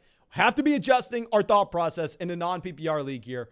We have Derrick Henry. Arguably the second player off the board in the non-PPR format. Alvin Kamara, Leonard Fournette, Kyle Pitts, DJ Moore, Allen Robinson, David Montgomery, Deontay Johnson, Trey Lance, Tom Brady, Breece Hall. It's a great team in a non-PPR league. There are a couple adjustments I would make. Trust me, I love guys like DJ Moore. I love someone like Deontay Johnson in a PPR league where their volume alone is going to give us a very nice floor that we can expect on a week-to-week basis. But at the same time, from an overall touchdown upside perspective, which is what we should be chasing in a non-PPR league. A non-PPR league is about coming away with those touchdowns. I would say that those 2 individual receivers, given their average depth of target, given the quarterbacks that they will be playing with, given how many points their overall offenses should put up, are going to be severely capped with touchdowns, where I probably would go through in a non-PPR format in particular. In a PPR league, I love Deontay Johnson. I love DJ Moore. I would see what we could get in return. If you feel like you can find a wide receiver that's a part of an elite level offense that maybe has more touchdown upside. But overall, it's a great team. Obviously, Derrick Henry in a non-PPR format is very exciting. You're saying that you start 1 quarterback, 2 running backs, 3 receivers, a tight end, and a flex. Okay, so maybe we don't want to trade wide receiver depth away. Maybe we can just do like a lateral move with those guys. Okay. So Bobcat coming out says, would you be willing to do a dynasty league with the people who come to the next meetup? That would be a very interesting idea. I think that's something that we can talk about the possibility of in the offseason when we're just making full-blown dynasty content. We can maybe do like an in-person one. The issue is I would want it to be like you're committed. You go to the dynasty draft every offseason, the rookie draft every offseason. Like I used to play in an in-person dynasty league like that. But I feel like there'd be a lot of turnover. We could try. Joel Embiid coming out says, thoughts on Antonio Gibson's upside after the Brian Robinson injury. Obviously, I don't even want to be talking about like Antonio Gibson's upside in this context. It feels gross. It feels gross to look at what happened to Brian Robinson, and then turn around and talk about the fantasy football impact with it. All I'm going to say is Antonio Gibson 92 is a pretty good price point. I don't want to talk too much about it. Snickers coming out says, rate my super flex PPR league with 2 keepers. I kept St. Brown and Josh Allen, then picked Diggs. Love getting Diggs here with Josh Allen. Leonard Fournette, Higgins, Lawrence, Mooney, Edmonds, Dillon, Robinson, Carter, Dotson, Winston, Tolbert, and Evan Ingram. Really like the build, like having that Josh Allen and Stephon Diggs stack. If we were looking to possibly make a move with this team, I'm assuming that we decided to keep Amon-Ra St. Brown, given the keeper cost that we had. But at the same time, I'd be intrigued to see what we could get if we were to go ahead and package one of these depth wide receivers, considering the fact that you got value elsewhere with Diggs, Higgins, Darnell Mooney, Dotson, Robinson. You have a lot of receivers you can feel confident with.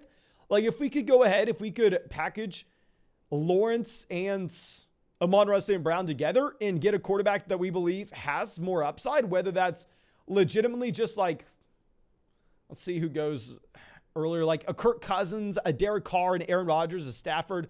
I think that would be appealing. But we take Kenneth Gainwell here, 131. After this, let's take Alexander Mattison as our 5th running back.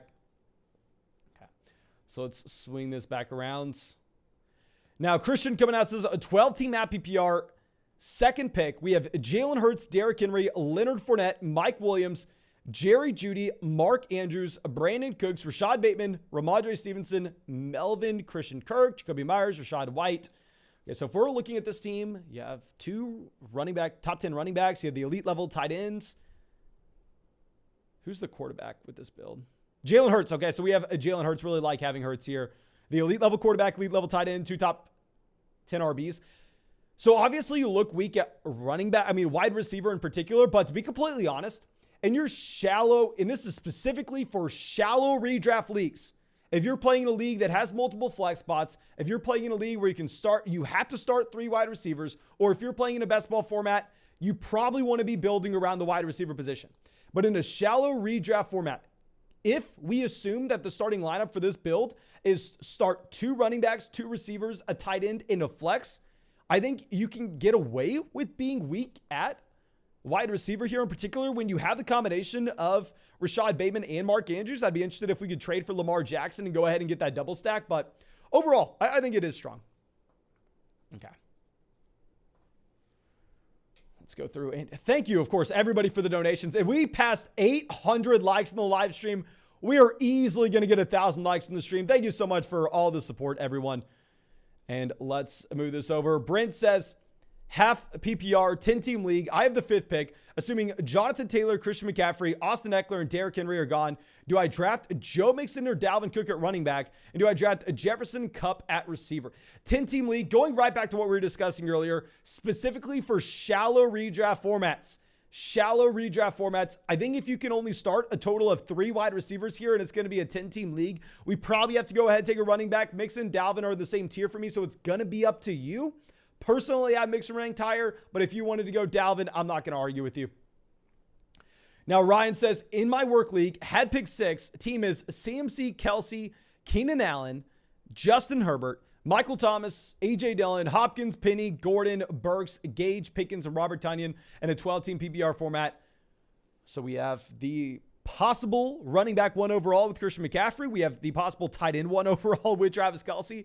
We have the Keenan Allen and Justin Herbert stack. I really like this team. I would probably look to sell Rashad Penny high after the first few weeks if we assume that Kenneth Walker eventually works his way into being the starting running back later on in the season in Seattle. So if you're playing in that work league where you think that you're going to be able to get away with going ahead and making a multitude of trades during the beginning of the season in particular, I would be interested to see what we could do by moving off of Rashad Penny.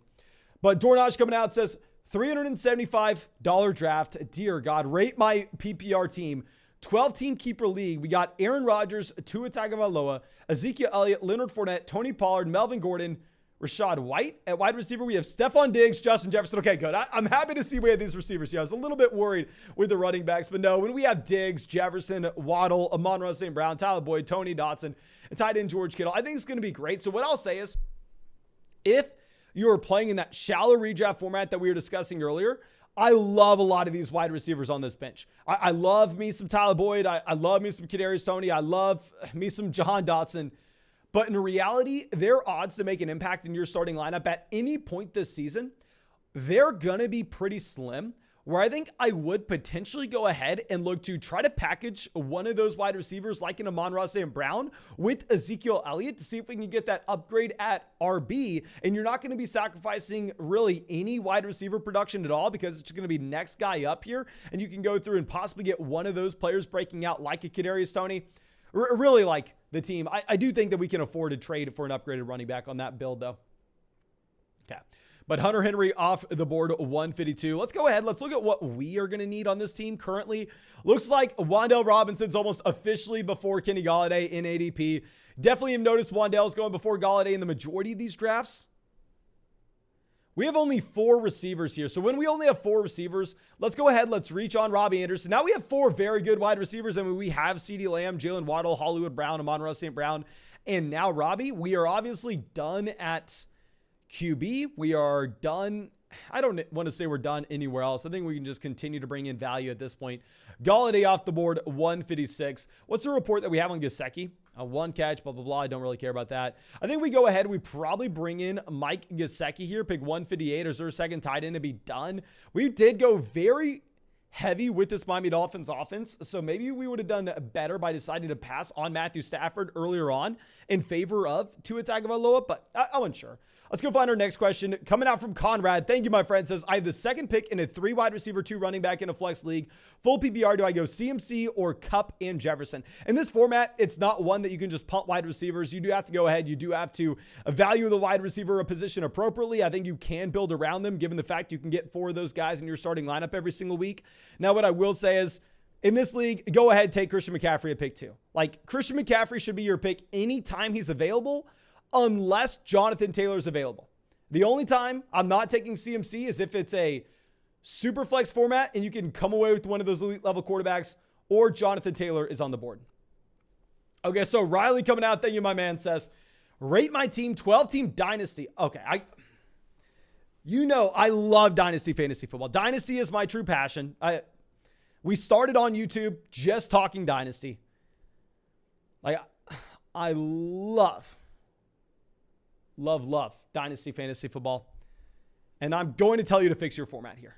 I don't know if we can talk to your commissioner about this. Maybe it's too late. But in dynasty in particular, all my leagues, you have to start 11 guys minimum. 11 guys. You want those deep rosters. So players like David Bell really matter in dynasty. But here we start 1 quarterback, 2 running backs, 2 receivers, a tight end, and double flexes. We have Russell Wilson, Jonathan Taylor, Javonte Williams, Jefferson, CeeDee Lamb. What the hell were your league mates doing? Taylor's a first-round pick in dynasty drafts. Jefferson's a first-round pick in dynasty drafts. Lamb's a first-round pick in dynasty drafts. And Pitts is a first-round pick in dynasty drafts. With this being a 1 quarterback format. That is ridiculous. You came away with 33% of the first round in your dynasty startup. Great team. I don't even think your depth matters in this format in particular. Solid roster. Okay. Well, let's go through, find our next question. Jason coming out says, 10T PPR. At quarterback, we have Jalen Hurts.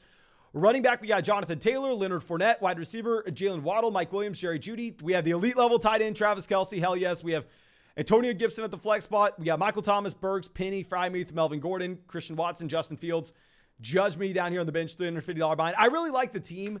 Usually I don't like carrying a second quarterback with these rosters in particular, but what I will say is when you carry that second quarterback, you don't want him to be someone like Tua Tagovailoa that doesn't have rushing upside, that really is going to be capped as like a borderline low-end quarterback 1, even if he does exceed expectations. But taking Justin Fields as the second guy, I think does make sense. Because if Fields comes out, if he is this year's Jalen Hurts, or maybe he's bad from a real life perspective, but at the end of the day, he's great from a fantasy football perspective. I think you could go ahead. I think you could flip him for a profit. So usually I don't like rostering that second QB, but I think with this construction, it makes sense. Frymuth is someone I'd look to sell almost immediately, though, when we have Travis Kelce. Like, when we have Kelce, I only want to be rostering one tight end for sure. And Joel Embiid coming out says, when do you think Robinson will be back? Is it Antonio Gibson season? All I know and all I'm happy to hear is Brian Robinson is in stable condition.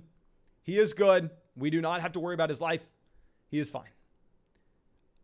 I have no idea when he's coming back to football. I could not even guess. Don't really want to think about that right now. I'm just happy to hear that he's good. Now, Dan coming out. I'm officially naming this team the double stacks everywhere. Draft just fell to me in a way where I couldn't resist the correlation. Okay, let's go through. Let's check out Dan's team after we make our 2 picks here. Hunter says in a 14-man shallow league, which is the correct draft strategy. Once we get away from like the very shallow, like 10-team drafts, and once we get closer to a 14-team league, it is going to be harder to find running back wide receiver value. So I'm going to be more willing to punt on tight ends and load up on wide receivers and running backs early on. Okay. But so far on our build, we have Jalen Hurts, Stafford at quarterback. Running back, we have Clyde Edwards-Helaire, Chase Edmonds, Cordell Patterson, Kenneth Walker, Alexander Madison. We have Kelce Gesicki at tight end. At receiver, we have Lamb, Waddle, Hollywood, Amon-Ra St. Brown, and Robbie Anderson. Okay, so we can't go QB. We can't go tight ends. Let's take Jerick McKinnon here. I think Jerick McKinnon should be the receiving down back for the Kansas City Chiefs in some of these outcomes. And if we are looking at the team that's picking between us, they only have 3 running backs. I think they probably go ahead and take some RBs here. So let's take Jerick McKinnon as our 6th guy, and then we're probably going to go ahead. We're probably going to take 3 more wide receivers. Okay.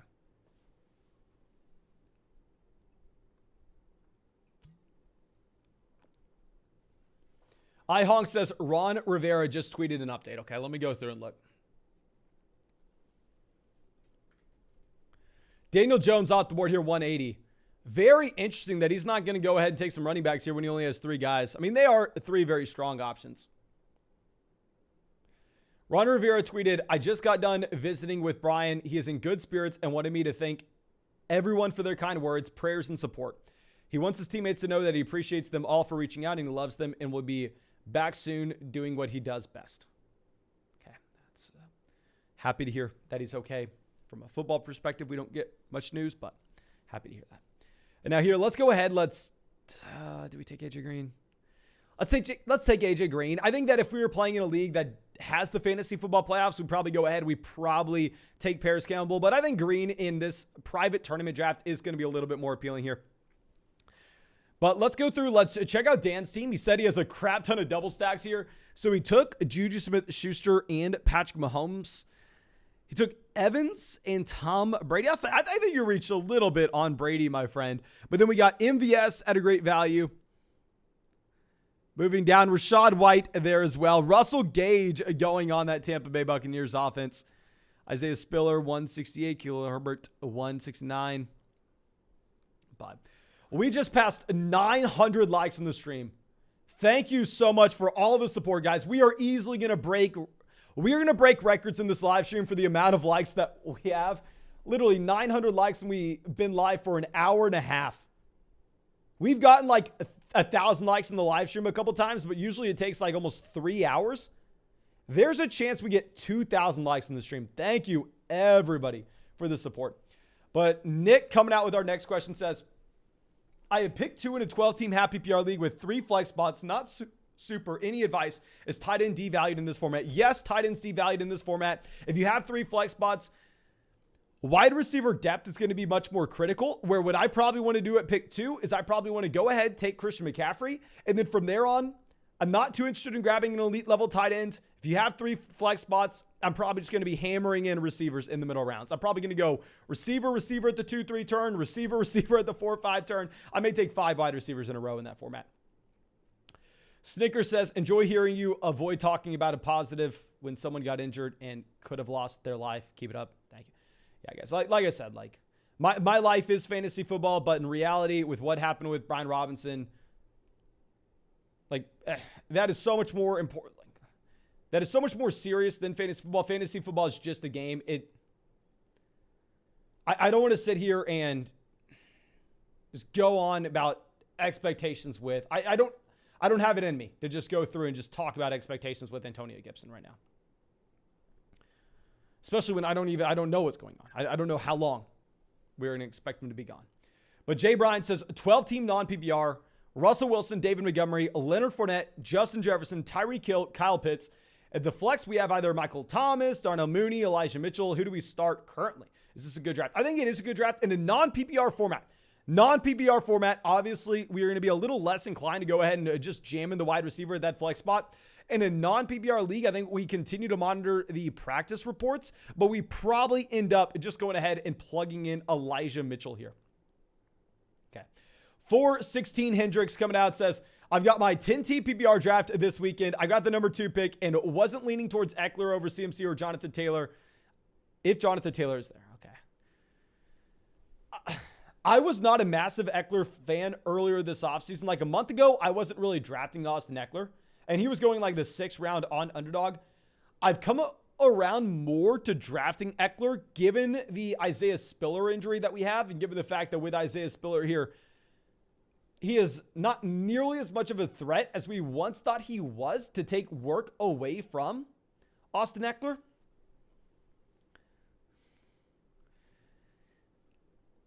I still think it would be crazy to take him over Jonathan Taylor or Christian McCaffrey. I think you still have to go CMC. Obviously, there's a lot of risk, but at the same time, there is risk with Eckler as well. What if we see him regress back to what his career average has been with his touchdown volume?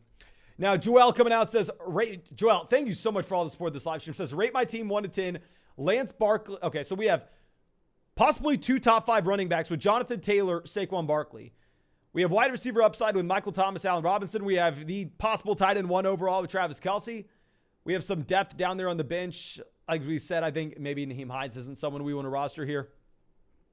But if I had to pick a 1 through 10, see if we give it a strong 8.5. Assuming it's a 12-team league, which, yeah, you say it's a 12-team league. I think we go strong 8.5. I would 100% imagine it's the best team in the league. I don't know if there's going to be a better one. Josh says, a few minutes till my draft, drafting 3rd. Good luck, Josh. Good luck. Shallow redraft format. I think you go ahead, probably take Austin Eckler at 3 if you don't get CMC, if you don't get Jonathan Taylor. If you have like 3 flex spots like the league that we saw earlier, honestly, I think you can go Justin Jefferson at 3. Okay, now we go Donovan Peoples-Jones, our 7th receiver there. What do we want to do?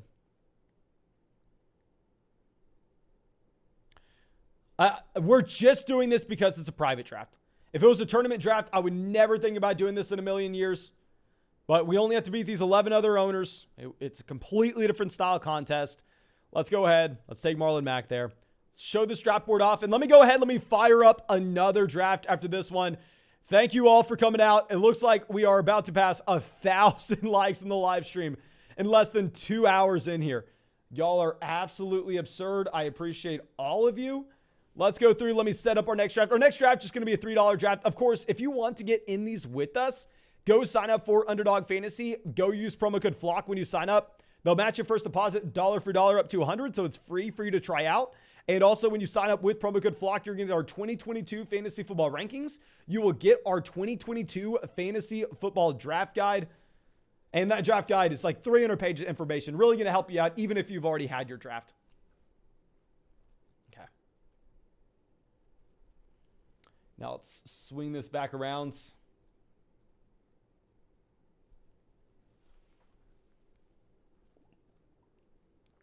Picking at the 105 here, so we're going to go ahead. We're probably going to get Chase. I used to make fun of people if they decided to take Eckler there in this format in particular at pick 5.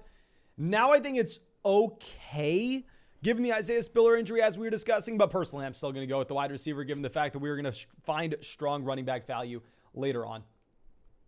Okay. Let's scroll this. Steven says, I took Pitts at the 404 and felt like I was chasing running backs and receivers after that. Okay, my friend. If you took Kyle Pitts at the 404, you do not need to be complaining.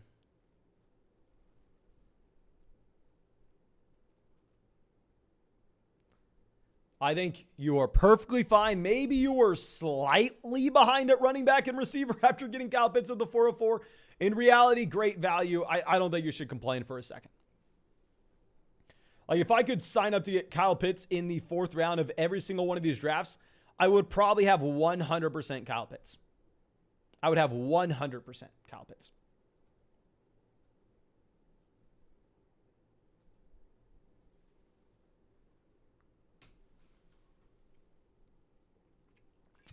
Okay. So let's see this. Looks like we have a lot of new names in this draft. We have Dan out here drafted next to us at 4. We have Zach in this draft at 12 as well. I think Joe Izzle is a member of the flock that's been here a while. And the team at 7, I can't pronounce it because I'm an idiot. They've been out here a part of the flock for a while as well. Jefferson goes 3. I'd imagine we get Cup 4, Chase 5. I think it's very standard. Don't think there's too much to discuss here. Like I said, on Underdog, these wide receivers are going to be pushed up where we can find running back value later on. So I don't even consider taking Austin Eckler over Jamar Chase. We just take Chase here easily. Jeffrey coming out. Thank you, my friend. Says drafted Derrick Henry, Joe Mixon, Mark. You drafted Andrews and Pitts on the same team. Lamar through the first 5 rounds. Too aggressive going 2 tight ends. Personally, I think so. Now, if you were drafting like on Underdog Fantasy, like in Best Ball Mania or something where it's a large field contest, $25 buy-in, $10 million price pool where you want a unique build, then sure, I think you can go ahead. I think you can get away with drafting 2 elite level tight ends. The issue is you don't get any extra bonus for having the unique roster construction in just a regular home league where you're drafting with your buddies. So I don't love going through and taking like an Andrews and a Kyle Pitts through the first 5 rounds because in reality, like, how excited are you to start that second tight end at the flex spot over a wide receiver? Now, looks like you got pretty strong values on said players. Like it looks like you got Pitts in the 4th round. I would go ahead. I would probably try to wait through the first few weeks. I think Kyle Pitts is going to smash in fantasy. I think you should be able to go through and sell him for an elite level receiver. I love the value that you got with these players, but I do think that is very, very aggressive. Matt coming out says, Mason, good to be back for another season with you. 2nd pick in a 10-team league. Is Eckler a reach of that spot? Yes, sir. Personally, I think he is. I understand why people would do it, and I am more willing to say Eckler's a fine pick now at the beginning of the 1st round post Isaiah Spiller injury, and Isaiah Spiller was looking like he wasn't even the running back 2 there to begin with, but I was very worried about it a month ago with the red flags that we had with Eckler. Now I'm a little bit less worried. I still think there's no way in hell you can take him at 2. I think you have to go Christian McCaffrey. CMC has an upside that Eckler can't even come close to. Christian McCaffrey can literally have a 25% team target share in Carolina. And that's with the assumption that Jonathan Taylor goes 1. Obviously, if Taylor's available to you, take him. Okay. Demented Gaming coming out says, rate my team. Okay, 8-team league. So we need to have the expectations, the bars for your team sky high in that 8-team draft. We have Burrow, Lance, Saquon, Dalvin, Kupp, Lamb, Higgins, Andrews, backup Zeke, Sutton, Allen Robinson, Kadarius Toney. I would love to come out here and say, oh, let's package one of these backups with a starter to get an upgrade in the starting line. Everybody's going to try to do that. It's an 8-team league. It's going to be very hard to get done. Like, probably can't. But if we go through and look at this, I think that Trey Lance and Joe Burrow are going to be top 8 quarterbacks this upcoming season. So you at least have one quarterback 1 out of those 2 guys. I think Dalvin Cook's the top 8 running back this upcoming season. So I think you have a running back 1 there. I think Saquon Barkley's probably closer to like the running back 10. So in this format, he would be a running back 2. Then after that, I think Kupp's the wide receiver 2 in fantasy. Lamb's the top 8 guys. So you have multiple wide receiver 1s. You have the elite level tight end as well. I like the team. Obviously, the names make it look crazy, but our expectations do have to be very high in an 8-team format. We're going to go ahead. We're going to take Andrews here at 20 over Javonte Williams. I mean, hell, if you're going to give me David Montgomery at the end of the 7th round, I think that the 6th, 7th turn, I think we go ahead. We take the elite level tight end when we have the option, knowing that we are going to get strong running back value later on. Okay.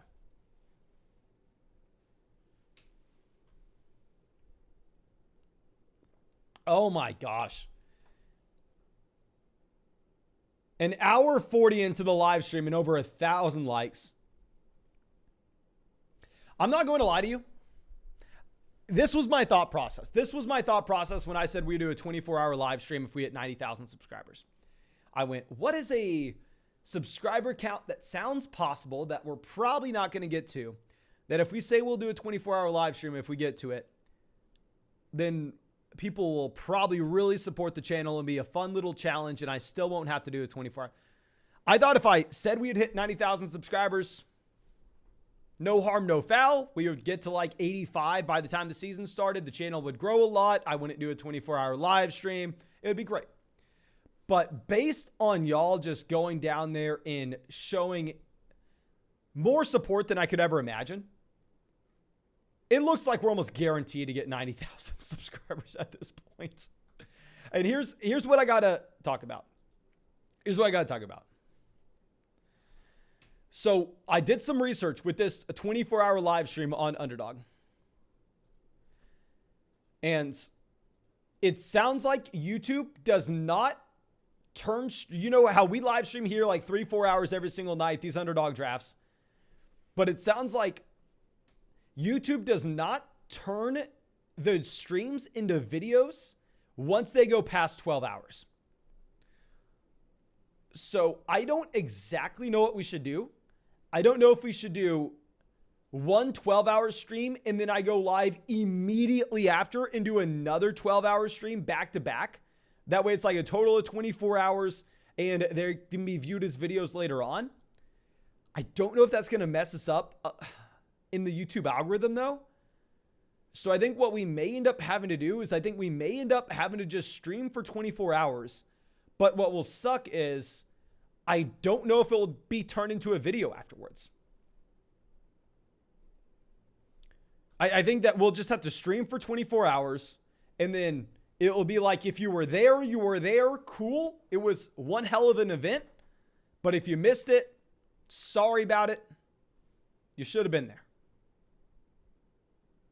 I don't know. Brian says you need Space Ghost. All right, I don't know if that's a streaming thing. Let me see what this is. Space Ghost. YouTube. Okay, yeah. No, I guess that has nothing to do with what we're talking about. Berg says, can you record and stream it, then upload the recorded part? I thought about that, but if you think about it, my computer and everything's going to be running for 24 hours, and it's already a lot to stream in this high def quality. So I don't know if I want to be recording I don't even know if I wouldn't have space on my computer to record a 24-hour stream as well. Like imagine how much space would that take up on my computer?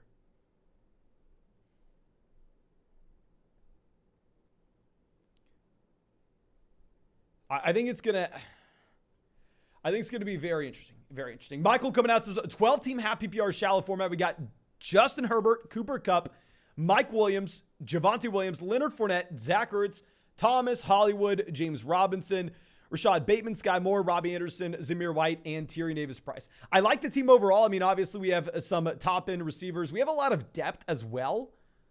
Bateman, in my opinion, is going to be a clear player we're looking to sell. I think that we could look to go ahead. We could look to package together, say, a Rashad Bateman and a Zach Ertz and try to get to a tight end that we prefer. Maybe even if we don't get like some elite level guy. Like, I'm not telling you to go out there and get Kyle Pitts. Of course, we first try for the Kyle Pitts, the Darren Waller, the George Kittle. I mean, on Underdog, Rashad Bateman's being drafted before a couple of those tight ends. But I'd imagine in your regular redraft format, it's going to be hard to get that deal done. But I vote plan A as we go after those guys. And even if that doesn't work out, I wouldn't mind in this format in particular, like trading Rashad Bateman and Zach Ertz away for just a marginal upgrade at tight end. Like, even if we're just getting like Dallas Goedert in return, like, when is Bateman ever hitting our starting lineup here? The issue is in these shallow formats, like this wide receiver depth, like you can be pretty excited about someone like Bateman. But at the end of the day, he may not affect your win rate. Now, Rob coming out, thank you, my friend, says 12-team half PPR, Dak, Justin Jefferson, Sutton, Elijah Mitchell, Dalton Schultz, Jalen Waddle. On the bench, we have Dylan Hopkins and Olave. Rate my team. Should I try trading Kamara for Saquon Barkley? Okay, so we have the wide receiver 1 overall with Jefferson. And yeah, okay.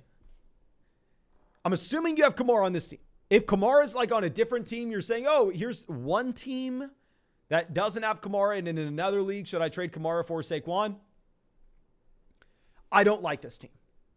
I'm not a massive fan of this squad, even though there are names that I like. Like, I really do like someone like Jalen Waddle. But sitting with like Elijah Mitchell currently as our top end running back, not excited about that. However, if Kamara is on this team and you just typed it out where maybe we are missing him here, then 100%, I really like it. And yes, I would trade Alvin Kamara for Saquon Barkley. I like it if this is the squad with Kamara on it. Okay. But Kittle off the board here. We've gone very wide receiver heavy so far. I think we are going to find running backs that we like later on. Probably going to be just drafting a crap ton of these mid dead zone running backs that nobody else likes. Jalen Hurts off the board here, big 50. Juju Smith-Schuster goes 51. Can't take Darren Waller, even if I like Darren Waller in a vacuum. So I think we go Akers. If we don't get Akers, we go J.K. Dobbins. Okay, so let's go ahead. Let's take Cam Akers. Ended up getting Cam Akers at pick 60 in a high-stakes league earlier today. And we got Cam Akers like pick 70 in a $250 draft on the live stream a couple nights ago. But Nick coming out says, rate my 6-person league, non-PPR. Okay, my man. Oh my gosh, six-person league. This better be the best team we've ever laid eyes on. We have Herbert at quarterback. Okay, quarterback 1 in this format. Kupp, still a wide receiver 1 in this format. Chase is wide receiver 1 in this format. We have Sutton, Judy, Deontay, Bateman. Wide receiver depth doesn't really matter. Leonard Fournette, James Conner, Ezekiel Elliott, Javonte Williams, Josh Jacobs, Kyle Pitts. Okay. Let me sit here and think for a second.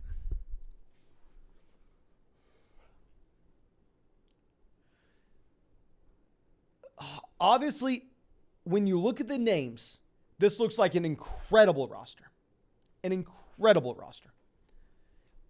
What I would be interested in is the possibility to go through and trade, say, like, and I know this sounds crazy, everyone, but this is a 6-team league. It is a 6-team league. Ezekiel Elliott's the 4th running back on this roster. And I'd imagine the waiver wire is absolutely absurd, so you're going to be able to pick up someone good off waivers. Let's try to go through, trade Ezekiel Elliott and Kyle Pitts, and just get Travis Kelce. Like, let's not even mess around. I love Kyle Pitts. Let's try to overpay for that elite level tight end. Maybe you're not even going to get that done in this format. I don't know. It's just so tough in those 6-team leagues. Like, they play completely different than a regular fantasy football league. AJ says, I've been on a 24-hour live stream on YouTube, and they had to do the stream on 2 parts because it crashed at 12 hours. Okay. So if it's going to crash at 12, I'm just worried that it's going to affect it in the algorithm. Of course, I don't want to be thinking too much about this, but I'd imagine like some people will be getting recommended the stream while it's actually live. Some people will be getting recommended like part 1 of the live stream. I don't want to have to deal with that mess. So it would be nice if YouTube could just have us live stream 24 hours and then save it as a video afterwards. Okay. Let's go through and look at this next one. Nicholas says a 12-team PPR. Okay, so 12-team. We're back to our bread and butter here. We got Lance at quarterback. Tua is there as well, but no, Lance is your guy. We don't need to worry about Tua. Justin Jefferson, Brandon Cooks, Deontay Johnson, Terry McLaurin, Robert Woods, Garrett Wilson. Running back, we have Aaron Jones, and then a massive drop-off at our second RB with Cordell Patterson, Amir Abdullah, Devin Singletary. Okay, I would say there's going to be someone better than Amir Abdullah on your waiver wire. There will be someone better than Amir Abdullah on your waiver wire. I would never roster Amir Abdullah in a regular redraft league because even if Josh Jacobs were to go down due to injury, then all of a sudden Amir Abdullah's in a running back by committee playing alongside Zamir White. Even if Amir Abdullah was seeing every single touch in Las Vegas, would you then be excited to start Amir Abdullah? No. And it's never possible for that to happen. So definitely cut him. I promise you there's going to be a better running back on the waiver wire. I promise you. To be honest with you, my friend, I don't love this team. Like, where's our 3rd round pick? We have Jefferson in the 1st, Aaron Jones in the 2nd. Then the next best guy on the squad is probably Deontay Johnson or Terry McLaurin based on how you look at it. Yeah, I'm sorry. I'm not a massive fan of that team. I would like to go ahead. I would like to trade for, I don't think you have enough firepower to trade for a tight end. Okay. Thielen off the board. What do we want to do at this point? Let's just go ahead. Let's take Ayuk and hope that we end up getting Lance on the way back around. Because I think we don't have to take Lance here, because if we take Ayuk, we took Jamar Chase at pick 5 earlier on. So now we are setting ourselves up with the potential to get either Lance or Joe Burrow at 77. We're going to be completely fine. The 3 teams after us here have the combo of Lamar Jackson, Patrick Mahomes, and Jalen Hurts. So there is that outside chance we get Lance falling regardless. But Steven coming out with a massive donation. Thank you, my friend. Says Superflex. Oh, we're not sitting pretty with the Superflex format. We have Cousins, Davis Mills, and Daniel Jones at quarterback. I think Kirk Cousins can be a high-end quarterback too in fantasy this upcoming season. I think that Davis Mills is probably not going to be someone startable. I understand that there are a lot of Davis Mills fans out there. I'm not a Davis Mills fan. I mean, Las Vegas right now has the Houston Texans as the worst team in the NFL with their overall win total. I am worried about that, my friend. I am probably fading Davis Mills in general. Daniel Jones does have rushing upside, so I think Daniel Jones could be bad from a real-life perspective, but still good in fantasy. So after that, at running back, we have Jonathan Taylor, Javonte Williams, Breece Hall. Okay, so this is where you invested that draft capital. Receiver, we have Keenan Allen, DK Metcalf, Drake London, and some depth guys. Tight end, we really have nobody.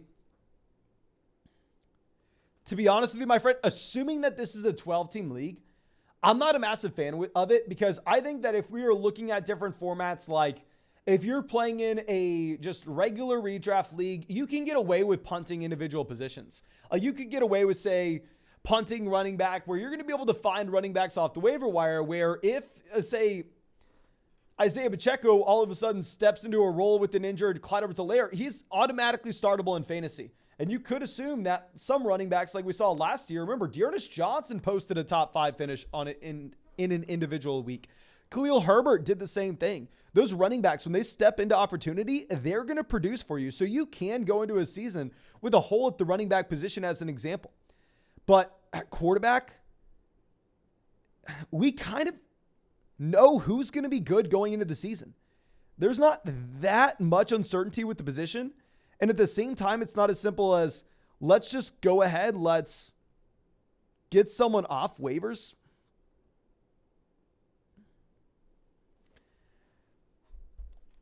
I don't know. If we could make a play through trade for a quarterback, I would. I just don't know who's going to want that to happen.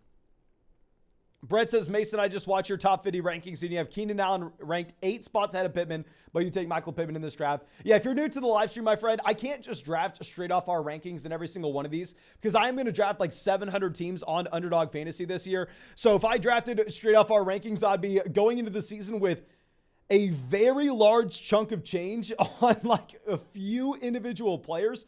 So I do want to definitely make sure we're managing our exposure. So if I look up Keenan Allen, hopefully you can see this.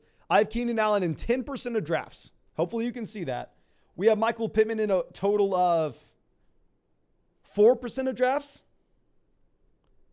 Hopefully you can see that. So in some of these individual drafts, we will have to diversify if Michael Pittman falls past his ADP. Like, I do have Keenan Allen ranked before him. I'm definitely going to make sure that we have more drafts with Keenan Allen across our entire portfolio. But that's just an explanation. And Nick coming out says, a 6-person league, who should I drop for Chris Godwin? Bateman, Sutton, Jerry Jeudy, or Josh Jacobs? Personally, I drop Bateman. I don't see the ceiling with Bateman in a low-volume passing attack, and I think Godwin is someone that we want to pick up, because we've seen Godwin be the wide receiver 2 overall in fantasy before. Okay. So now Daniel coming out, thank you, my friend, says 10-team league with custom settings, a quarterback, Josh Allen, running back, Dalvin and Kamara. Wide receiver, we have Tyreek, Deontay Johnson. We have Zach Ertz at the tight end spot. Flex, we have one of Amari Cooper, Antonio Gibson, or Elijah Moore. I think it's a very strong team. I would say we would like to bring in some Buffalo Bills correlation if we could, whether that was trading like Tyreek Hill and Antonio Gibson and going and getting a Stephon Diggs. I think that would make a lot of sense. Or if we could do that with a different receiver, because I think there you would be able to open up an extra roster spot to make moves during the beginning of the season off waivers. And at the same time, we're going to get that correlation in there with Josh Allen and Stephon Diggs. I think that would make a lot of sense. Good team overall, though. Okay. Real quick, just let me give you all a thank you. We literally almost have more likes in this live stream than live viewers. We have like literally 99% of people watching this have gone down there and dropped a like. Thank you so much, everybody, for the support. I appreciate it. I wish I could do more for y'all. I genuinely do. I live stream every single night. I make those videos every single day. If there's anything that I can do more for you, let me know. I'm going to try to get 6, 7, 8 drafts going today on Underdog. Of course, if you want to get in on next draft, go to the link in the description. Go to the link in the live chat. Go sign up for Underdog Fantasy. Use promo code FLOCK. We do this every single night. We'll be drafting on Underdog in the 24-hour live stream as well. And when you sign up with promo code FLOCK, they match your first deposit dollar for dollar up to $100. You get our 2022 fantasy football rankings. You get our 2022 fantasy football draft guide. And that's going to help you, even if you already had your draft. And it's best ball, so there's no time commitment at all during the season. That's how I'm able to draft 700 of these teams. So you could just draft a couple extra teams, and it doesn't take away from anything in your main redraft league. Okay. So now let's go through and look at this next question. Cameron coming out, thank you, says, quarterback, we have Burrow, Fields, a running back, Mixon, Saquon Barkley, Elijah Mitchell, Kareem Hunt, Darrell Henderson. Wide receiver, Justin Jefferson, CeeDee Lamb, Jalen Waddle, Amari Cooper, Chris Olave. Tight end, we have Dalton Schultz, Kyle Rudolph. Okay, first thing we need to do here, my friend. Why are we rostering Kyle Rudolph? Let's get him off this team ASAP. Pick up a running back off the waiver wire right now. Someone that you think is an injury away from having some upside. It's going to be a much better use of that overall roster spot. You're going to be starting Dalton Schultz over Kyle Rudolph every single week, regardless. Second thing I would look to do is when we are already betting on that Dallas Cowboys offense with the combination of CeeDee Lamb and Dalton Schultz, I would kind of like to just double down on that bet and go ahead and trade Joe Burrow if we can for Dak Prescott, especially if you think you can parlay that with a running back upgrade as well. So say trade Joe Burrow and Elijah Mitchell for Dak Prescott and a slight running back upgrade. I think that make a lot of sense when you're already betting on CeeDee Lamb and Dalton Schultz. Okay. Mike coming out, thank you, my man, says, just had my draft. Oh, everybody had their draft today. How many people had their drafts today? Is that why we have so many people out here? Is that why, how many views did that video have today? All right, guys, I know I'm being annoying when I say this, but this is the biggest day in channel's history. Yeah, 11 hours and 57,000 views. Dear God. I'm assuming like everybody had their drafts today. But Mike says, just had my 12-team PPR 7th pick draft. We got Lance, Javonte, Etienne, Jamar Chase. So I'm assuming Chase went with our 7th pick. Amon-Ra St. Brown, Noah Fant, Allen Robinson, Damien Pierce, Stevenson, Tyler Algier, Sky Moore, Alec Pierce, Isaiah McKenzie, Romeo Dubs. What are your thoughts? Okay, a couple different things here. I guess we had Chase first, Javonte second. Who's our 3rd round pick here? Was it Travis Etienne? Etienne in the 3rd. Who was our 4th? Maybe Allen Robinson. To be honest, I'm not a massive fan of the team. I think that we could optimize a little bit here if we were to go ahead, if we were to swing this around in terms of how we are utilizing these bench spots in particular. So if we look at these bench spots, like this is specifically for casual redraft, shallow league formats. What is the probability that Isaiah McKenzie ever has a large impact on your season here? In this format in particular, what is that probability? Right now, he definitely projects to be behind Jamar Chase, Amon-Ra St. Brown, Allen Robinson, Sky Moore. There's a chance he's behind a couple of those other rookies where I think that there are going to be a lot of guys on the waiver wire that look to give you the same week-to-week output as an Isaiah McKenzie here that you could just go through and pick up at any time. So if we're looking to try to find some more upside with this team in particular, outside of trades, I probably would look to try to utilize some of these bench spots more on the running back position, guys that are possibly an injury away that could have that elite level spike in opportunity. Yeah, so I think we would probably move on from like an Isaiah McKenzie, even like Alec Pierce in this format, and we try to go ahead and pick up some extra running backs. Okay. So let's move this down. I think we had a couple other donations we missed out on, but let me make sure I don't miss any of those. Oh yeah, we have one from Jared. Thank you, my friend. Says 12-team full PPR, 3 wide receivers in a flex. Okay, so this is a league where we need to be building around receiver. We got Lance, Aaron Jones, Travis Etienne, Stephon Diggs, Mike Williams, A-Rob, Higbee, Michael Thomas, DeAndre Hopkins, A.J. Dillon, Marquez Valdez-Scantling, Naheem Hines, Derek Carr, Gallup, and Isaiah Pacheco. Really like the team specifically with the high upside shots we're taking on the bench. Guys like Michael Thomas, DeAndre Hopkins, and Michael Gallup. I think these are wide receivers that in this format in particular can make a very large impact, given the fact that you can start up to 4 of these guys every single week in a PPR league. Love it. Like the fact that we're targeting pass-catching running backs in that PPR format as well with Aaron Jones and Travis Etienne. not too much for me to discuss here, if I'm going to be honest. Yeah, I like the team. There's not much I can say here. Well, let's go through. Let's move. Nick says, who are your top 5 quarterbacks in a 6-point passing touchdown league? Okay, so let's go through. Let's look at this. In a 6-point passing touchdown format in particular, I'd probably move up some of these pocket passing guys above like a Lamar Jackson. So I think you still have Allen 1. I think in a 6-point passing touchdown league, we go Justin Herbert 2, Patrick Mahomes 3, then Lamar Jackson, and we're definitely going to prefer Kyler over Jalen Hurts in a 6-point passing touchdown format. Okay, so scroll this down. Gavin says, 10-team quarter point PPR, 3 receiver, 1 flex keeper league. At quarterback, we have Lance and Carr. At wide receiver, we have Kupp, Sutton, Adam Thielen, Michael Thomas, Treylon Burks, Christian Kirk, and Julio Jones. Running backs, we have Aaron Jones, Joe Mixon, Antonio Gibson, Jacobs, and Kelsey at tight end. Love seeing this once we have Kelsey at tight end. I think it's a great team. I know we just sound like a broken record here. I'm trying to think of what we could actually do to improve this roster. I would love to tell you, oh, you don't need a second quarterback. Go trade Derek Carr in a package and get a slight upgrade somewhere else. In reality, that's not going to be something that you can just easily do. I don't think that you can just easily go and say, hey, man, if you give me, the running back 8 and I'll give you the running back 10, I'll give you Derek Carr. No, nobody's buying that. In the shallow redraft league, nobody's going to be excited for trading with Derek Carr. I think he's good enough that he probably is worth the roster spot. So it's like an awkward spot to be in from a roster construction standpoint with that second quarterback.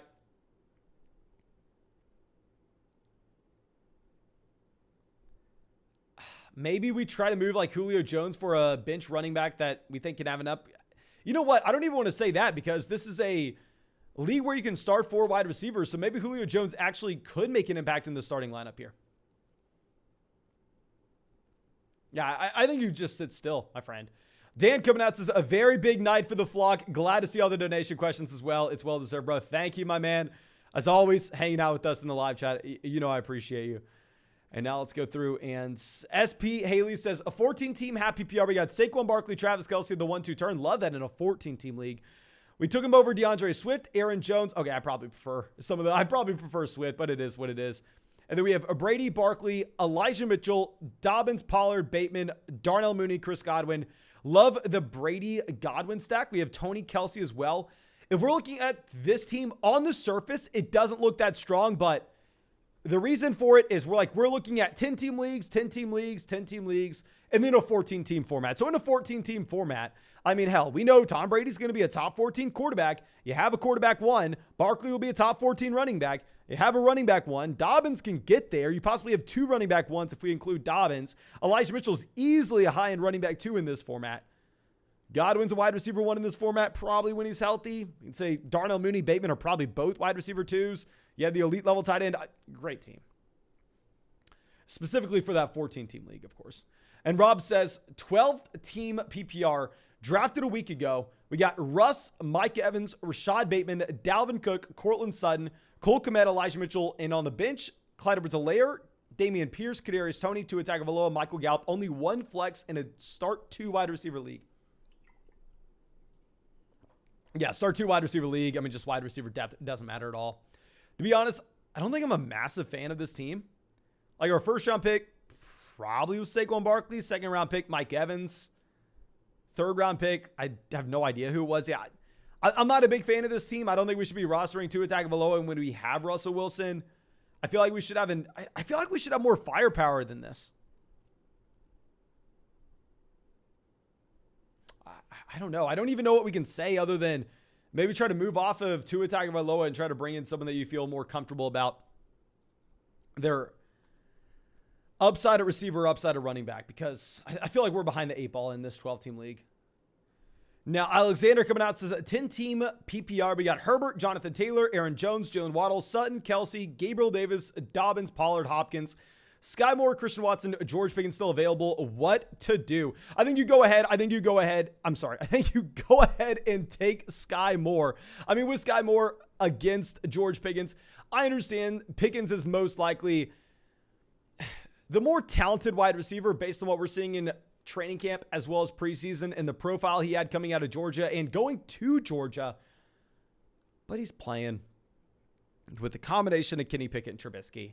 Sky Moore could work his way into being the top wide receiver for Patrick Mahomes this upcoming season. In a shallow redraft format, we're just looking at the highest ceiling possible.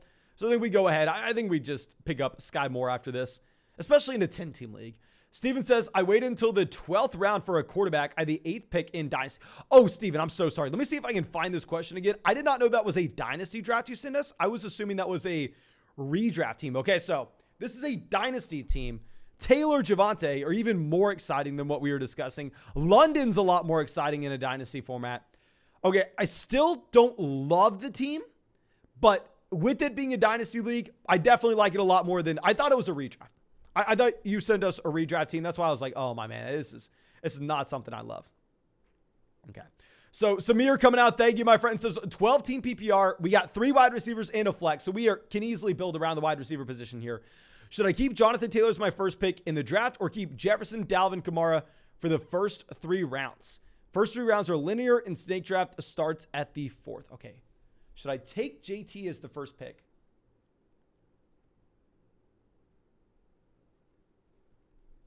I am so confused by this question.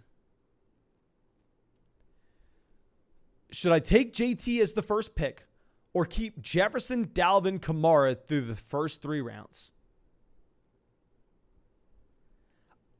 Assuming you can't just take Jonathan Taylor first and then get 2 of those guys later on, maybe this is a keeper format where I don't know how this breaks down. I'm not smart enough to understand this, my friend. But I would say if you have the possibility of keeping Jefferson, Dalvin Cook, and Alvin Kamara, I think we go down that route. I think we have to take that route. I mean, you're looking at 2 potential top 5 running backs with the wide receiver 1 overall. It's probably a no-brainer. But going back, let me recap our draft so far with what we've decided to do. So early on, we go wide receivers. We take Pittman at 29. Y'all know I'm not a big Michael Pittman fan, but we have to diversify slightly. I only have him in 4% of our drafts so far. He does fall slightly behind his ADP here. He usually goes to pick 27. We pair him up with Andrews, Jamar Chase, Jerry Jeudy early on. So just hammering in some wide receivers, knowing that we're going to find running back values that we like later. And yeah, we get Cam Akers, 53. I was going to either take Akers or Dobbins, whoever fell between the 2 guys. We go Brandon Ayuk, 68, thinking that there's a strong chance that we get either one of Trey Lance or Joe Burrow making it back to us at 77 if we take Ayuk there, and we could stack up with either Chase or Brandon Ayuk. Obviously, it doesn't work out. Lance and Burrow go there at the 6-7 turn. We end up getting Josh Jacobs in the 7th. I know no smart person on the planet likes Josh Jacobs, but hell, in the 7th round, I'll take him. Dak Prescott, 92, knowing that I really like the Michael Gallup value later on. Treylon Burks, someone I'm consistently betting on this offseason, specifically when he's going to pick 101. Then we have Melvin Gordon, 116, Michael Gallup, 125. I really like this team. Okay. So now let's swing this back around. We have Pat Frymuth off the board, 137. Frymuth, even though we already have a tight end here, he probably would have been someone I would have drafted. Okay, so now at this point, there is an individual running back that I think we take. I think we take Michael Carter. I've said this in the live stream last night. I said it in the live stream the night before as well. I feel like I have been very hypocritical with our analysis of Isaiah Pacheco, where we were drafting Ronald Jones literally in this same range, earlier on this offseason. And every time we took him, I said out loud, Ronald Jones is a very bad running back, but it may not matter if he's going to be getting touches in Kansas City. And at the same time, I've been avoiding Isaiah Pacheco because I think he's probably a very bad running back.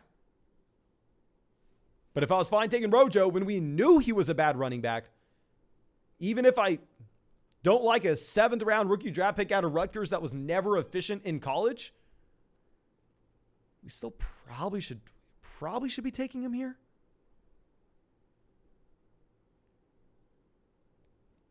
Okay. So we have Chris coming out. Thank you, my man. It says 10-team PPR. We got Jalen Hurts, Leonard Fournette, Nick Chubb, Ramondre Stevenson, Tony Pollard, Alexander Madison, and a wide receiver. We have Justin Jefferson, T. Higgins, Gabriel Davis, Brandon Ayuk, Drake London, Devonta Smith. We have Darren Waller at tight end. I would say I really like this team. Obviously, we have that correlation between Jalen Hurts and Devonta Smith here, but I think it's a natural spot where you possibly could go ahead and trade T. Higgins, even if we had to add a small piece to go ahead and get A.J. Brown, I think makes a lot of sense because if we look at how A.J. Brown may open up this overall offense in Philadelphia, which that's the bet that you're making when you take Jalen Hurts here, I think that you could see all three players smashing. Specifically, what we would need is we would need the passing volume to get a tick up in Philadelphia and this team to decide to not be as run heavy this upcoming season as they showed during stretches last year. But I'd be very interested with that build. I like the team in a vacuum. I think it would be even better if we could find a way to get A.J. Brown on it. And it would be a very easy pivot point to move off of someone like T. Higgins. Okay. So now we have Nico Collins off the board there.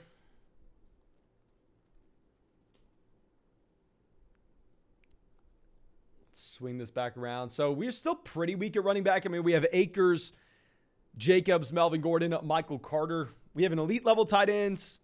We have a pretty strong quarterback with Dak Prescott.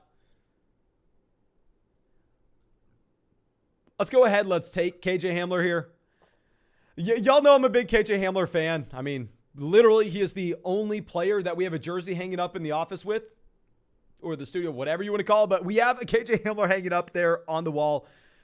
I love me some KJ Hamler. Obviously, should see a larger role with the Tim Patrick injury this upcoming season.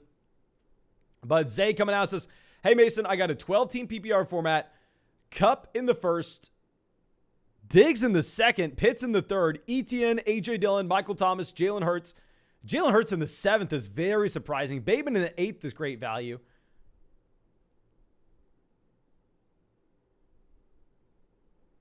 I love that team, my friend. I'll say, unless you're playing in a redraft format where you can actually go ahead and put Odell Beckham Jr. on your IR, where you're not having to waste a roster spot with Odell through the first 8 weeks of this season, possibly 10 weeks of this season, go ahead, drop Odell Beckham Jr. right now. Don't think about it for another second. On the opposite end of the spectrum, if we have that IR slot, then sure, no harm, no foul. Just hold them on. It doesn't cost you anything. It's just going to be so hard to be limited on the amount of waiver wire moves and overall flexibility that we have if we just roll into the season with Odell Beckham Jr. wasting up a bench spot. Outside of that, don't necessarily have too much to say to change. I mean, I love the value you got on Jalen Hurts. I like the Trey Lance value even more. Maybe you can go ahead. Maybe you can package together Jalen Hurts and another player with this team, and you can get a quarterback. I mean, you can get a wide receiver, running back upgrade elsewhere, because I think you are good enough to roll into the season with Lance. Steven says, thank you. Keep up the hard work. And I feel bad for the people that drafted Brian Robinson before the incident today. Glad he's okay. Thank you, Steven, for coming out. And yes, it's a very sad all around for Brian Robinson. We were talking about this at the beginning of the live stream, but I don't even want to speak of it with a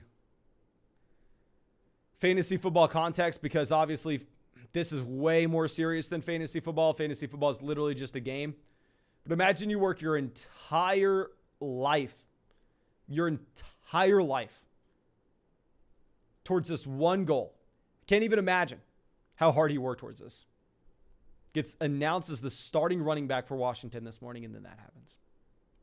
Very, very sad. Now, John coming out says, go Flock Network. Thank you, my man. Says a 10-team at PPR format, 7th pick. We got Josh Allen, quarterback. A running back, we have Travis Etienne, Elijah Mitchell. Wide receiver, we are elite here. We got Stephon Diggs paired up with Josh Allen. We got Jamar Chase as well. We have the elite level tight end, Kyle Pitts. We have Amon-Ra St. Brown at flex. Bench, Damien Pierce, Rashad Bateman, Devin Singletary, and Sky Moore. Really like the team. Obviously, we are going to be prioritizing running backs on this bench. Don't roster another quarterback. Don't roster another tight end when we already have Josh Allen, when we already have Kyle Pitts. And in a league like this where you can only start up to 3 wide receivers and you have 2 elite level guys as is, wide receiver depth isn't going to matter down there on your bench. Just please, from this point forward, try to use as many bench spots that you can with a running back that's just an injury away. Okay. Doug says Odell Beckham Jr. to Carolina. I mean, oh dear God. Odell would be, how funny would it be if like that was the only spot Odell like got offered, and all of a sudden Odell Beckham Jr. is playing alongside Baker Mayfield? Of course it would never happen. It wouldn't happen in a million years. It's funny to think about. Okay. And Robert Tunyon goes 161. And we are going to fire up another draft after this. We 1,200 likes in the live stream in the first 2 hours. Thank y'all so much. I'm going to try to get us 6, 7, 8 drafts tonight. I'm going to stream until I can't talk anymore. I genuinely appreciate all the support that y'all have shown. And if you want to get in our next draft, go to the link in the description. Go to the link in the live chat. Go sign up for Underdog Fantasy. When you sign up for Underdog Fantasy, just make sure you use promo code FLOCK. Then you will get our 2022 fantasy football rankings. Literally all our rankings that are going to be updated until the start of the season. You will get our 2022 fantasy football draft guide, 300 pages of information. It's going to really help you out, even if you've already had your drafts. Hence, they're matching the deposit, so it's free for you to try out. These are best ball leagues. They take no time at all during the season. That's how I'm able to draft 700 of them this offseason. So you can come out here and you can hop in as many as you want with us. Just go deposit $10. You'll have $20 in your account. You can get in 6 of these $3 drafts with us. Have some fun and see if you like it. And get our rankings as well. Okay. So now we have Daniel coming out. Thank you, my man. Says, hope you remember my team. I can go and find it. Kamara and Johnson for Chase and Dobbins. Then Chase for Diggs and Godwin. Team equals Allen. Okay, let me go through and let me find your team, my friend. Okay, so excited here that we did have Kamara on that build. Okay, so right now at running back, we have Dalvin Cook and Alvin Kamara. And you're asking if we should trade Alvin Kamara and Deontay Johnson, who's currently our second wide receiver, for Stephon Diggs. We have Josh Allen. Okay, I think that's a bonus. And Chris Godwin.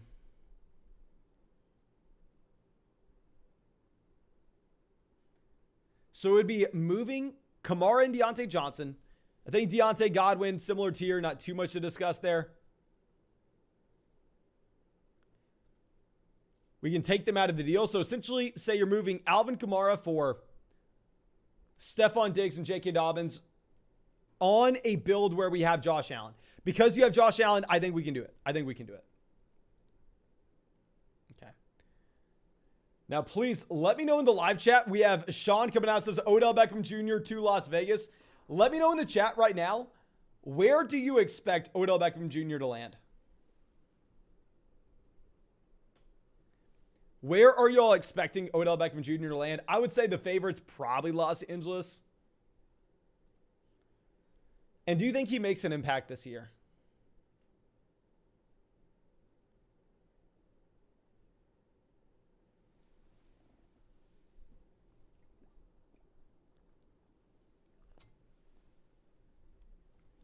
Okay, so J.D. McKissic off the board, 177.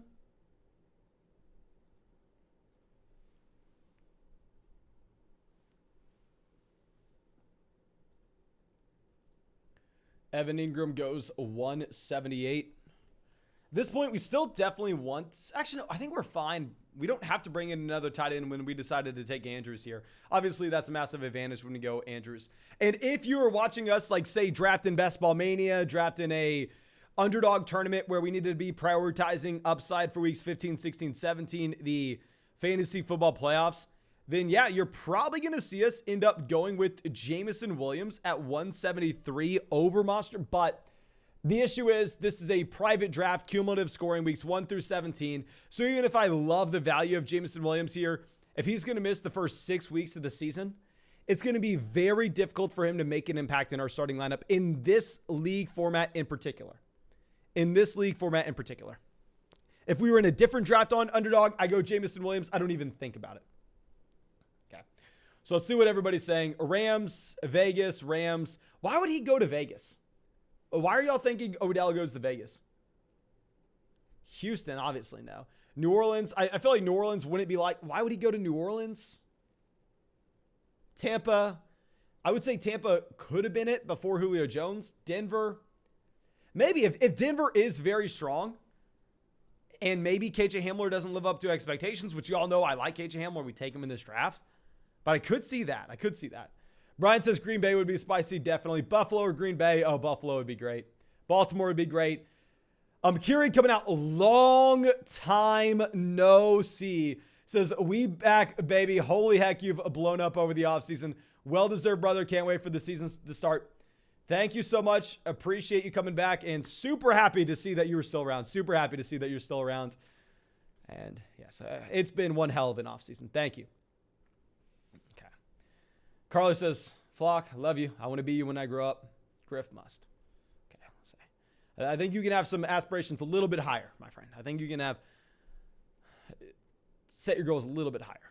But let's go ahead. Do we want? No. In all honesty, this is just something completely different than what we would do in a tournament style draft. I think that we are just incentivized to go 3 quarterbacks here. I mean, we're never taking Carson Wentz. I mean, we're never taking Davis Mills over Carson Wentz. I know I'm the only person in the world that probably thinks this at this point, other than Washington fans or maybe Eagles fans. But I think that Carson Wentz is a better quarterback than Davis Mills. I think that he's in a significantly better situation than Davis Mills with the combination of Terry McLaurin, Jahan Dotson, as well as Curtis Samuel, Logan Thomas. Like, let's go Carson Wentz here, 188. I don't even really think about it. Okay. Chase coming out. Thank you, my man. Says, drafting 10th in a 10-person half PPR, consistently getting Diggs and Mixon on the turn. Do you like that combo or Mixon and Najee instead? In a shallow redraft format, you probably have to go ahead. You probably just have to take both running backs unless you are in a situation where maybe you can start, say, 4 wide receivers on a week-to-week basis. Like if it's underdog starting lineups where you have to start 3 wide receivers and you have a flex, there I like going Stephon Diggs at the 1-2 turn. But if it's a 10-team league where you start 2 wide receivers in a flex, you probably just have to go running back, knowing the value will get out receiver later on. Okay. Craig coming out says, just drafted in a 12-team PPR at the 12 spot. Went Diggs, Mixon, Waddle, Mike Williams, Clyde Edwards-Helaire, Drake London, Ramondre Stevenson, James, Cole Kmet, Gesicki, DJ Chark, Isaiah Pacheco, and Julio Jones. I liked it until the 5th round. Now, trust me, I'm fine going and drafting like Clyde Edwards-Helaire before his ADP. He has an ADP on underdog in the 8th, but I feel like CEH in the 5th, it's just aggressive. I feel like that's real aggressive. But David Bell off the board at 194 here. Let's see what else we decide to do. Davis Mills goes 195. Let me make one more selection, and then we are going to go ahead. We are going to we're going to queue up our last guy, and we're going to set up a new draft. Let me set up a new draft for everybody here. Thank you all so much. Literally almost 1,300 likes on the stream. We are going to break our record for likes on a live stream. All I got to say is thank you. Let me go ahead. Let me set up another draft for everybody here. And I think, yeah, this is not a slow draft. It's going to be a 30-second clock. Okay, so we should be good here. So just, if you want to join this and you've already signed up for Underdog, go click the link that says a $3 draft here. Carlos says, you've helped me get through the Deanna breakup. Oh, brutal. Happy to hear we've been able to help that. Okay. Now we have the 103, picking next to Dog 79 yet again. We got Jay in out here at the 101. Sammy Bullock at pick 8. Ben Higgins in here, another draft. Zach 88. We got Dylan out here. Dan out here. Jelly Pump out here. Thank you, everybody, for hopping in this draft with us. Going to be excited to fire this up with everyone. And, of course, if y'all want to join our next draft, make sure you go sign up for Underdog Fantasy. You can find the link in the live chat. Find it in the description of the video. When you sign up for Underdog Fantasy, use promo code FLOCK. You'll get our 2022 Fantasy Football Rankings. You'll get our 2022 Fantasy Football Draft Guide. With literally just a $10 deposit, you're going to get that 300-page draft guide with a crap ton of information that's going to help you a ton, even if you've already had your fantasy football draft. And also, it's best ball. No time commitment at all during the season. We're going to be drafting every single night here, including in the 24-hour live stream. So you're going to be able to come out. You're going to be able to get in a crap ton of drafts with us and have some fun. Yeah, but since it's best ball, you don't submit your starting lineup. No waivers, no trades. That's how I'm able to do 700 of these drafts. Okay, let's swing this around. Let's go Justin Jefferson, wide receiver 1 here. We were taking Cooper Kupp at this spot a while ago before the Stafford report, but I think we can use that Matthew Stafford elbow injury as a tie break.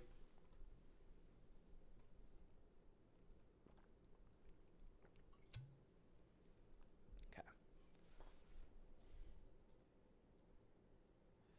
Trainer says, thoughts on TJ getting snubbed for 99 rating in Madden. Okay. I'll say, I have not played Madden in a very, very long time. A very long time. I don't really know how many players get a 99 overall rating in Madden. Does anybody get a 99 overall rating in Madden?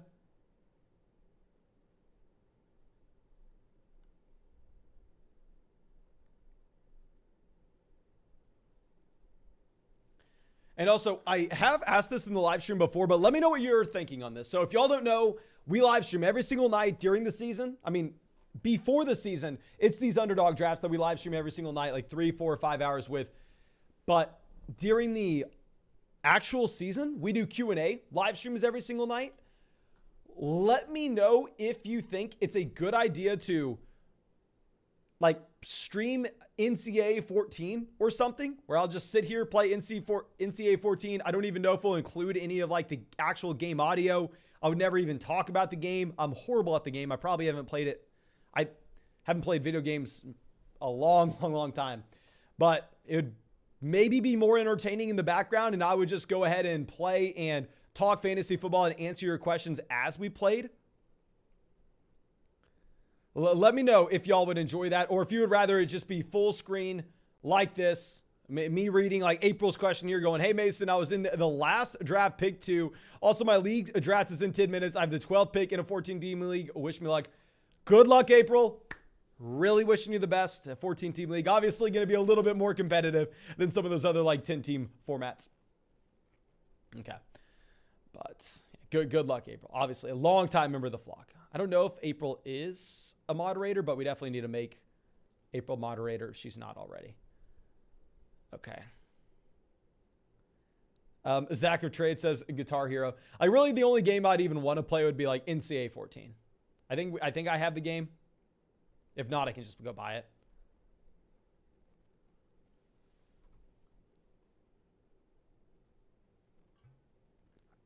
Okay.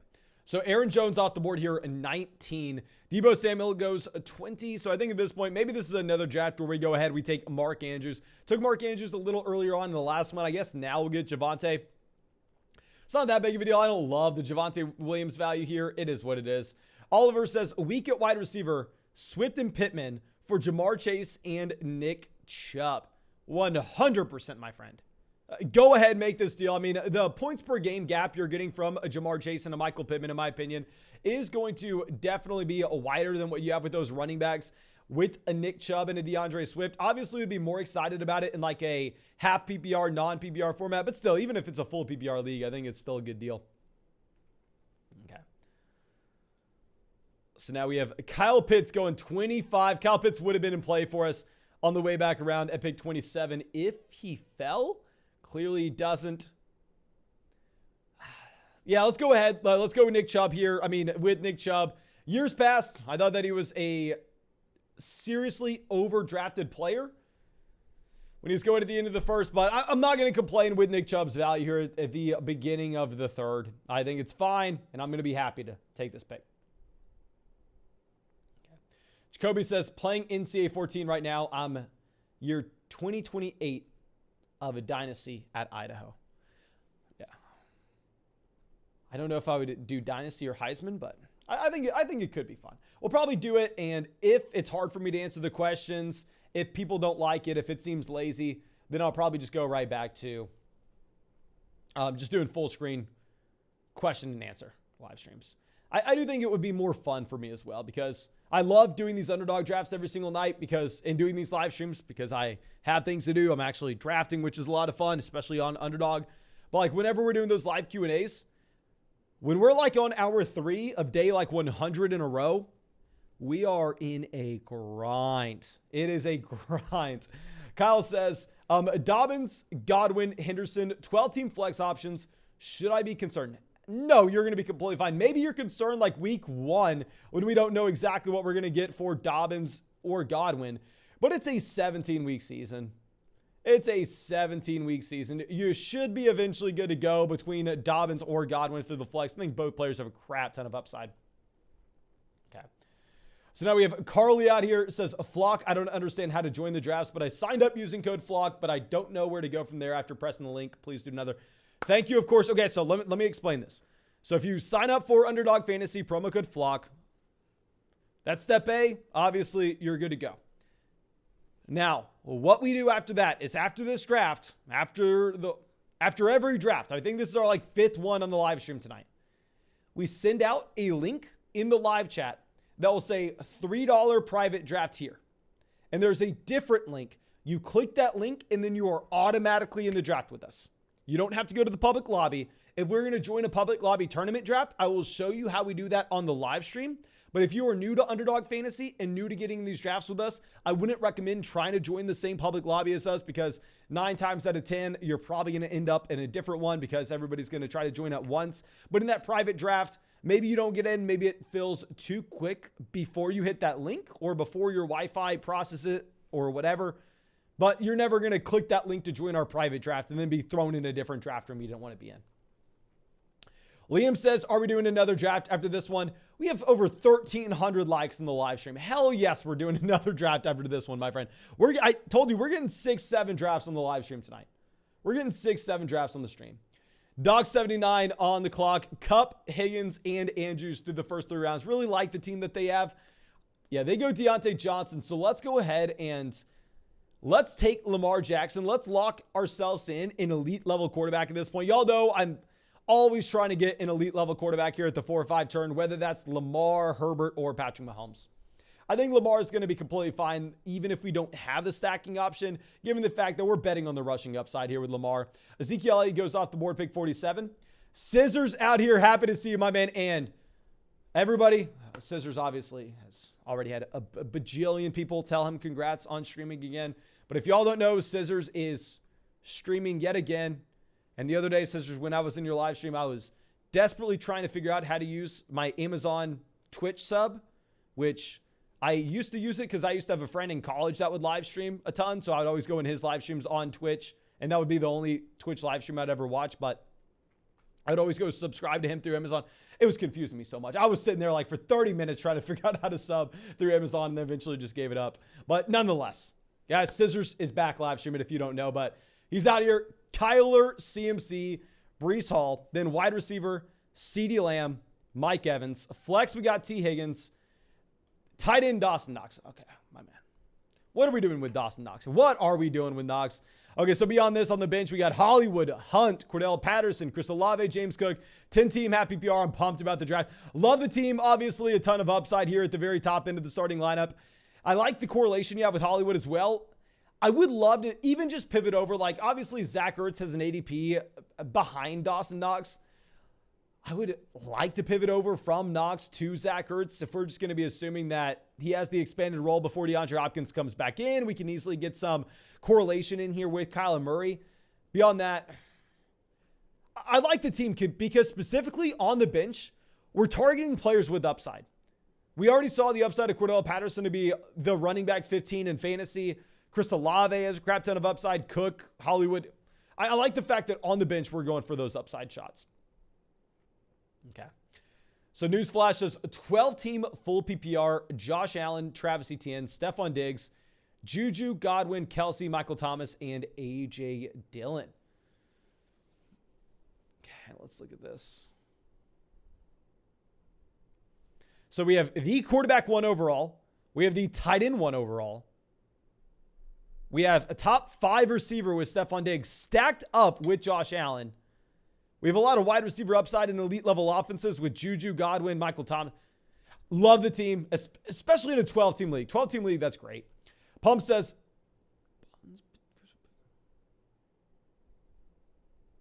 okay, Pump out here saying something I have no idea. I have no idea what you're talking about, my man.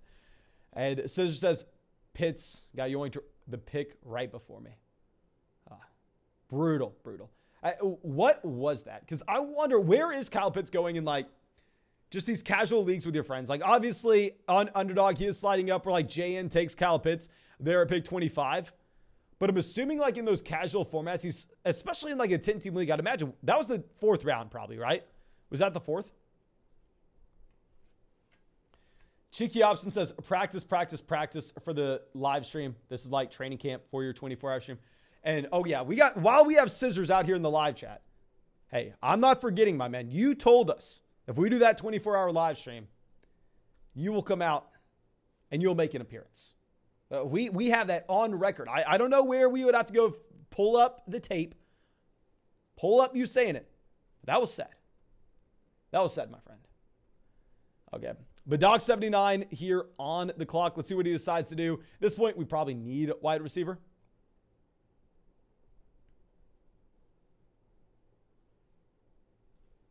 Okay, Trey Lance off the board. Let's go ahead. Let's take Drake London. We're desperate for wide receivers at this point.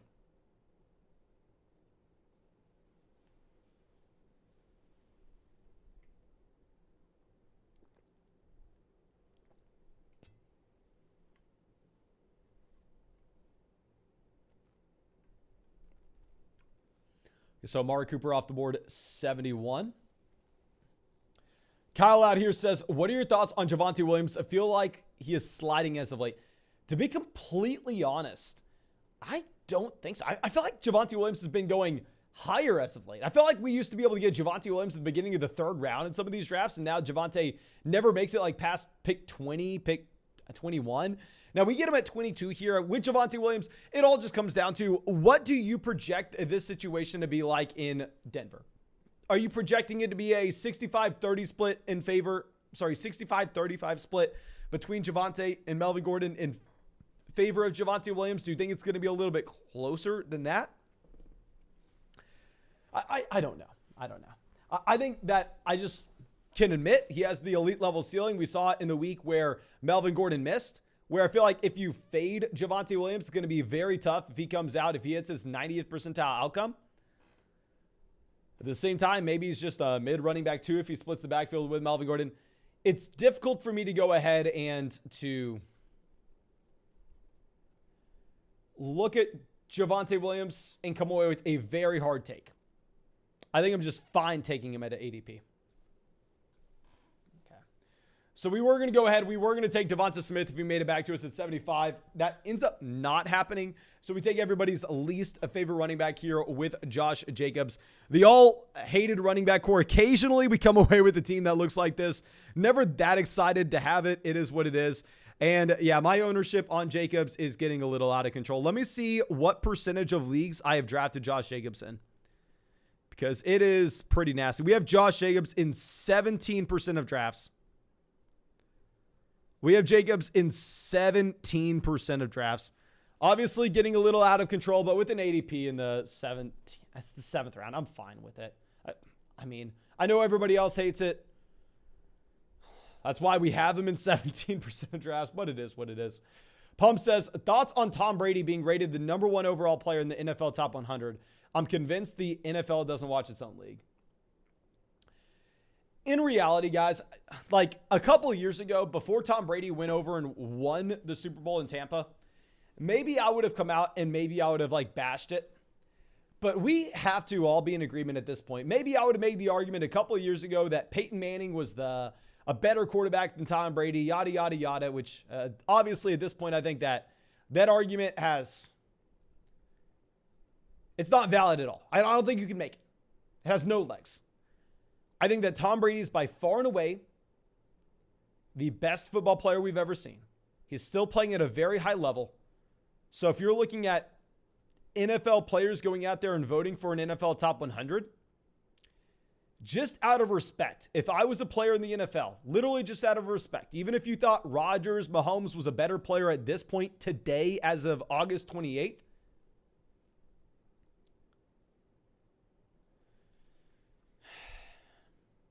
you still go ahead and you vote Tom Brady.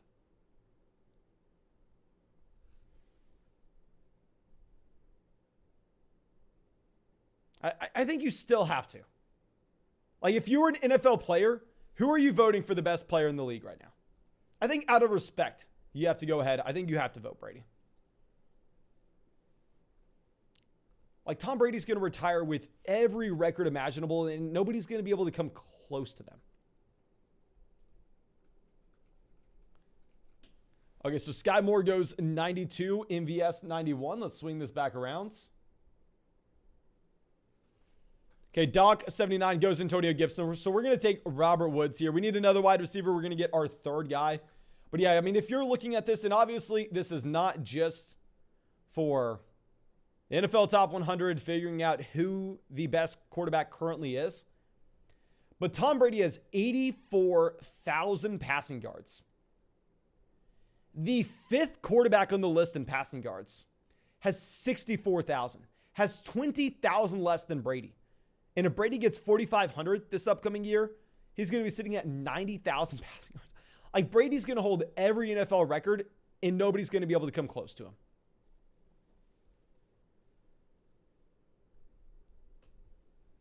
I know people are saying Tom Brady in the chat's a cheater. Just guys, I used to be with you. I used to maybe say some obnoxious things about Tom Brady. But there comes a point where we all have to just throw in the... I'm not even some massive Tom Brady fan. Like, I'm not a Tom Brady fan, boy. Like, trust me, I'm not. I am never rooting. I was never rooting for the Patriots. But at some point, I feel like you got to throw in the towel, right? Carly says, if I donate 500, could we meet up to talk fantasy? Okay. Couple things here. I've had some people asking stuff like this, where like people saying like, oh, can I book like a 30-minute call or something? We can talk about my team. How much would that cost? In reality, it's almost impossible for me to do that, because with how busy I am, it's very, very, very, very hard for me to go out there and say like, I can sit down with an hour or 30 minutes with you and talk about your team. And if I looked at how much money that would cost for that to actually happen, and for me to be able to like offer that as like a service, like offer that on flockfantasy.com or something, it would be way too much money where it wouldn't be worth it for you.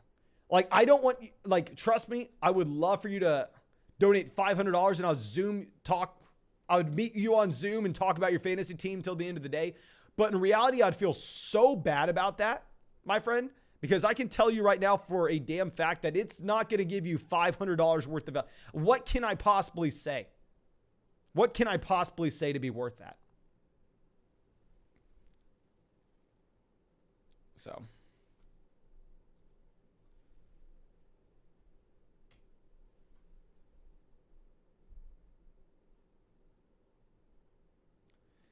Cheeky Opson says, saw Fantasy Pros. Joe P's face just saw Tyson. I don't know what that means, my friend.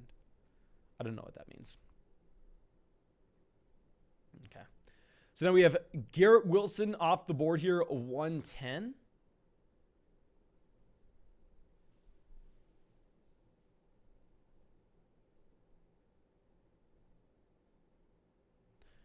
Zach Ertz goes off the board, 111. Let's swing this back around. We can go ahead. We can take another quarterback. So we went and took the pairing of the Tennessee Titans there with Robert Woods and Treylon Burks with our last two picks. I think here with these two guys, maybe the Tennessee Titans have to skew to be a little bit more pass happy, given the fact that they have the significant downgraded offensive line this upcoming year. You have Derrick Henry coming off an injury at 28 years old. So if we assume that this team skews to be more pass happy, maybe it will be fine for us to go through and take like Tannehill here at the very end and get that double stack between Robert Woods and Treylon Burks.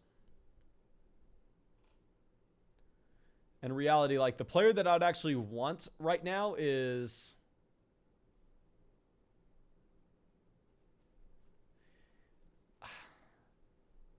Do we just take Cousins to pair him up with Jefferson? I'm not going to do that. I know we're going to reach on these guys, but it is what it is. Like, it's a private draft. If it was going to be a tournament style draft, I would be way more aware of ADP, and I'd be significantly less willing to just go ahead and reach on these guys, because I think that you do have to try to build those super teams in the tournaments. But in this private draft, let me reach on someone that I think is severely undervalued with Michael Gallup, someone that I think can provide us a decent amount of spike weeks, and we are going to get them at a reasonable price. Dan coming out says Josh Allen in the 11th or Jalen Hurts in the 15th.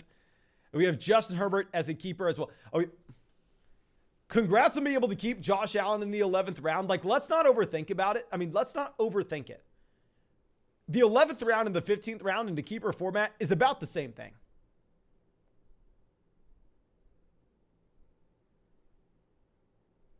It's about the same thing.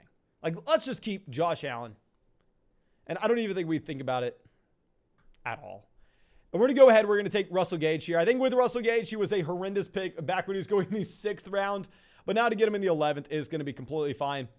Josh Bird coming out says, just finished my draft in a 12-person PPR format. We got Patrick Mahomes at quarterback. At wide receiver, we have Justin Jefferson, Hollywood Brown, Lockett. I'm trying to figure.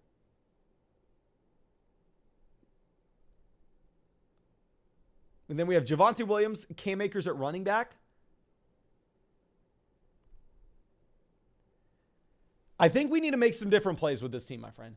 I think that we need to go through. You need to drop the second defense. There's no reason we should be rostering a second D. And at the same time, let's drop Baker Mayfield. Unless this is a super flex format, which I don't think it is. When you have Patrick Mahomes, when would you ever, regardless of what the matchup is, you would never consider playing Baker Mayfield over Patrick Mahomes? And even if Patrick Mahomes were to go down due to an injury, Baker Mayfield's going to be equivalent to those guys that you're going to look at on the waiver wire. So let's go ahead. Let's drop Baker, use that roster spot on an extra running back. And same thing with the extra defense. Same thing with the extra defense. Okay. So yeah, going with Gallup and Russell Gage. I know most people probably would prefer to see a Kirk Cousins selection, but given the fact that this is going to be that private draft, I think that we can instead take 3 quarterbacks if we wait very long. If we wait until we get like Tannehill in the 16th and then in the 17th we go Carson Wentz, I think if we were waiting that long to grab our quarterbacks beyond Lamar Jackson, we can take 3, and I really like that in a private draft. Not so much in a tournament, but in a private draft I do.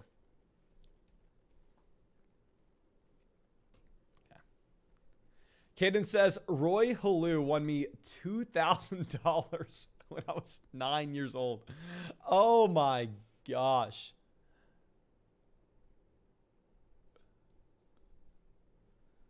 That's how you get addicted to fantasy football for the rest of your life. I mean, having that core memory of being 9 years old and winning $2,000 off a mediocre, that is unbelievable.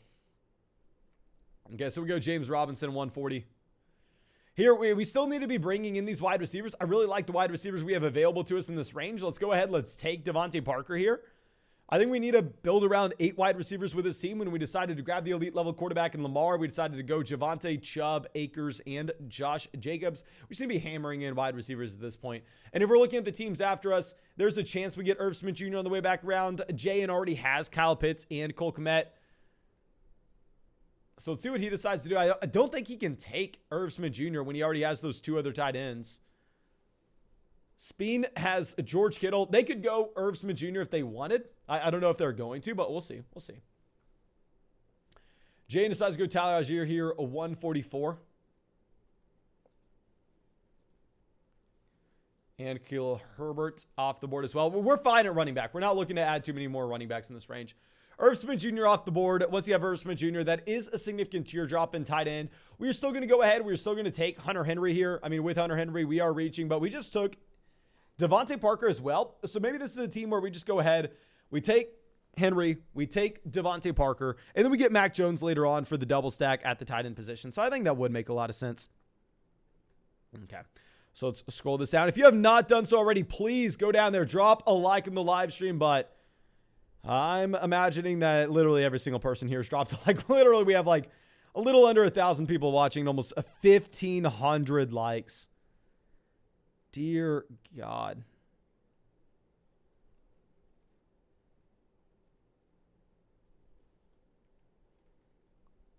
Anthony says, Tom Brady has enough muscle memory built up since his debut in 10,000 BC that a few weeks off isn't an issue.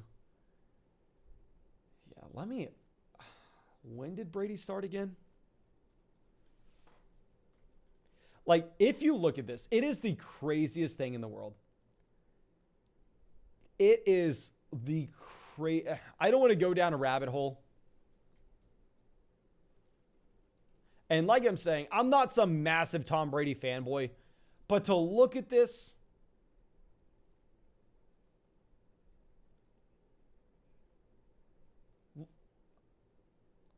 Look at that. Since 2000.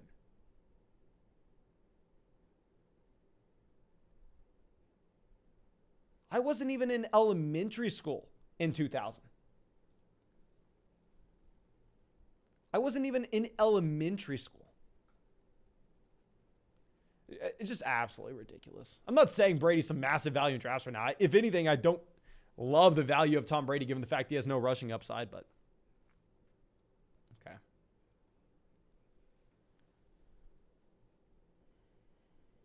Mike coming out with the donation. Thank you, my friend. Says, full PPR super flex. We also start 2 running backs, 2 receivers, and a double flex. 10-team league. We have, oh my gosh, Allen and Lamar Jackson at quarterback. DJ Moore, Brandon Cooks. Did your league mates not know do they not understand what a super flex league is? Like, I can come out here and go, oh, great team, my man. Unbelievable that you have Josh Allen, Lamar Jackson, Jonathan Taylor in his super flex format with also George. In reality, I think you played with a bunch of people who had no idea what they were doing. Like, congrats. Like, the raw points per game you're going to be getting just from Josh Allen and Lamar Jackson. Not even to mention Jonathan Taylor and the other options that you have on your bench here. Just absolutely obnoxious. Ridiculous, ridiculous team, my friend. Ridiculous team. Okay.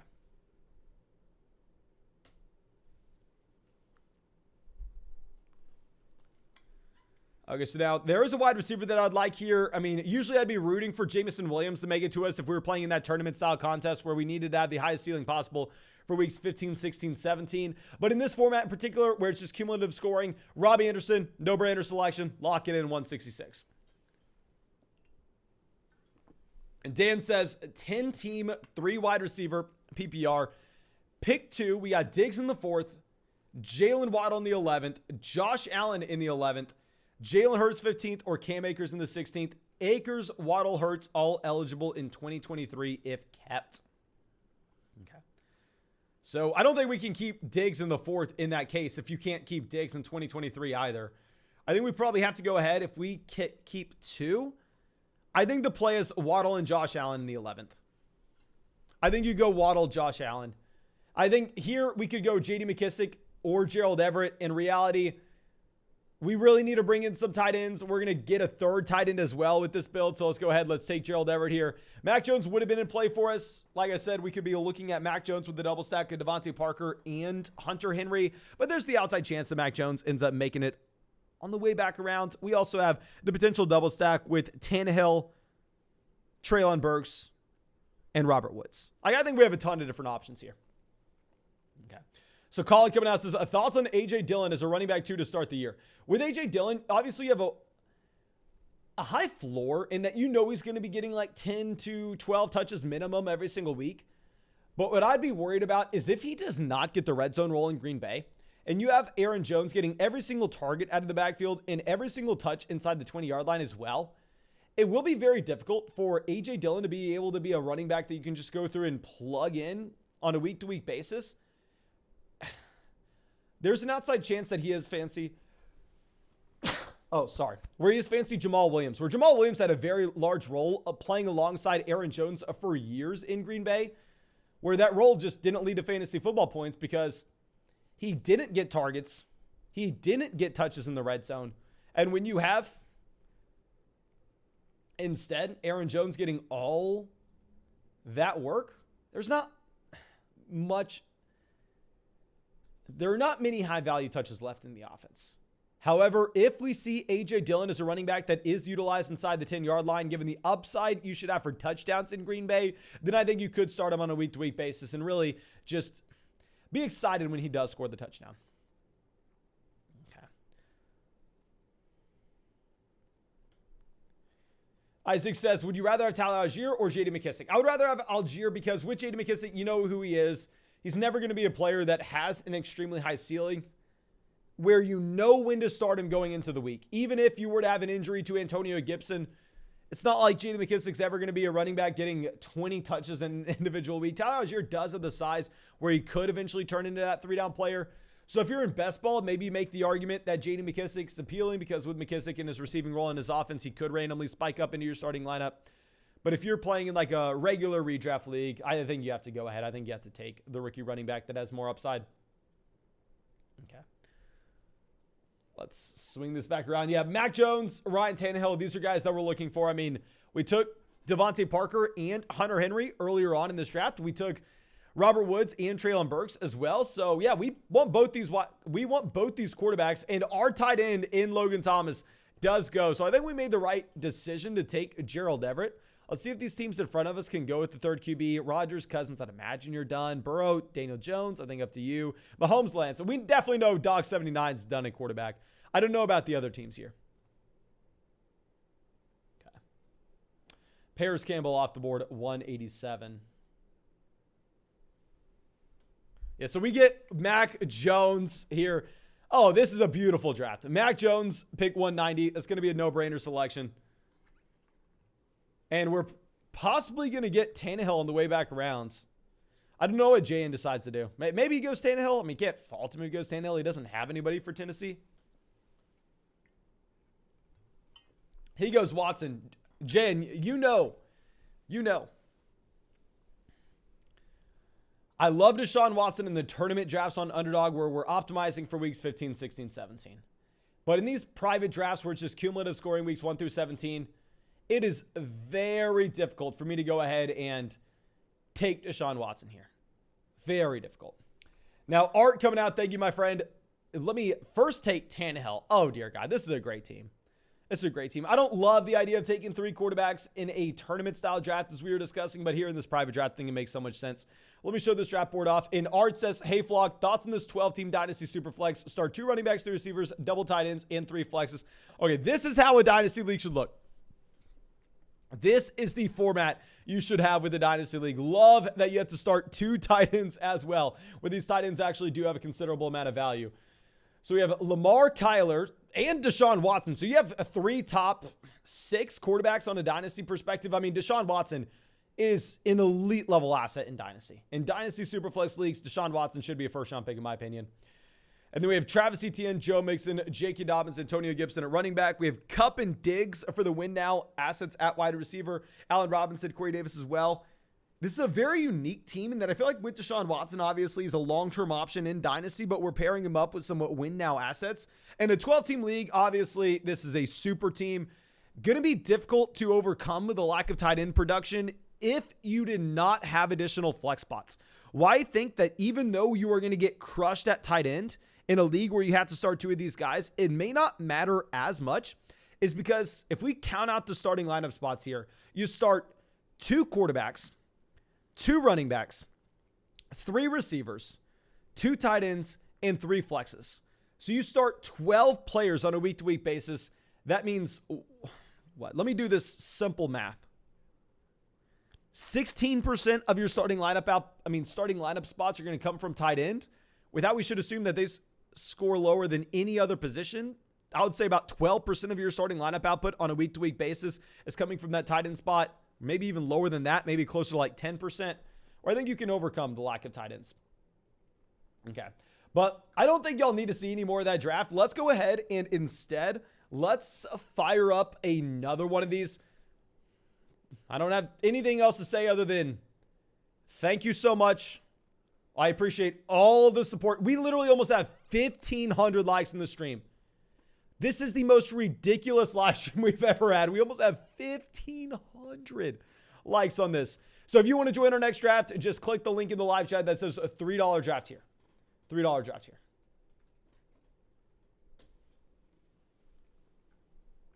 Okay.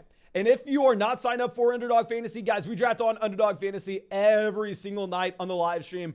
If we hit 90,000 subscribers before the season starts, we're doing a 24-hour stream. And based on how these videos have been blowing up lately, we're probably hitting 90,000 subscribers before the season starts. And in that 24-hour live stream, we are going to have probably, 50 Underdog drafts? Give or take a few. So if you want to draft with us now, tomorrow night, the night after that, whenever in that 24-hour live stream, make sure you go sign up for Underdog Fantasy. Use promo code FLOCK when you sign up for Underdog, and they'll match your first deposit dollar for dollar up to $100. You'll get our 2022 fantasy football rankings. You'll get our 2022 fantasy football draft guide as well, which will help you even if you've already had your draft. And these are best ball drafts. That's how I'm able to go through and draft 700 teams this offseason because there's no time commitment at all during the season on Underdog. So it's the perfect spot to add a few extra leagues and still be able to focus in on the main league that you care about during the year. Okay.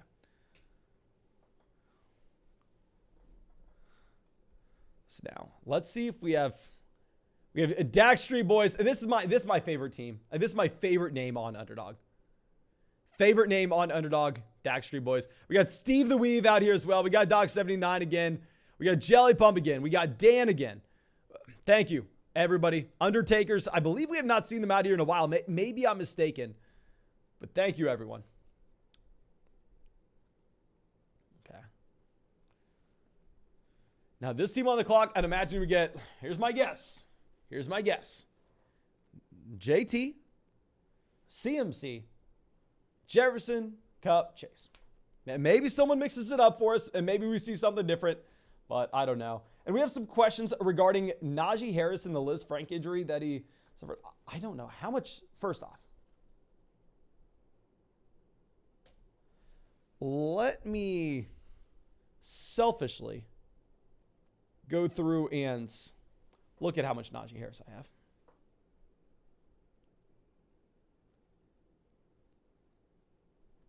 How much Najee? I feel like we have a decent amount. Okay, I have 9% Najee Harris, so we're right in line with market average. 9% Harris.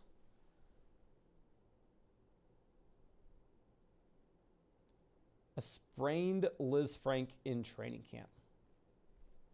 Oh, he had the injury in training camp.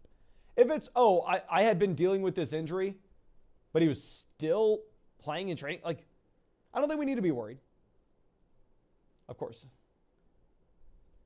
I'm an idiot. I'm a clown in a suit. I'm a monkey in a suit. So who am I to say? Maybe you use that as a tiebreaker where we move Najee Harris down to the back into the second rounds. I'm sorry, not back into the second round, back into the second tier for our running back room. But yeah, maybe we use it as a tiebreak. I'm not panicking on Najee Harris though. Not panicking at all. Like, he's out there playing. He's saying that he had this injury. If it was like, oh no, Najee Harris went out there and he suffered that injury today, we're going to have to monitor his status going forward, then it's a completely different situation. Okay. Mixon goes at 12. CeeDee Lamb goes at 13. We took Dalvin Cook at 10. I mean, I think it is what it is. And we will take Najee Harris if he falls. We'll take him if he falls. Fern on the clock. They went Travis Kelce round 1. They go Najee Harris. Let's go ahead. Let's take Saquon Barkley at the beginning of the second round to pair up with Dalvin Cook.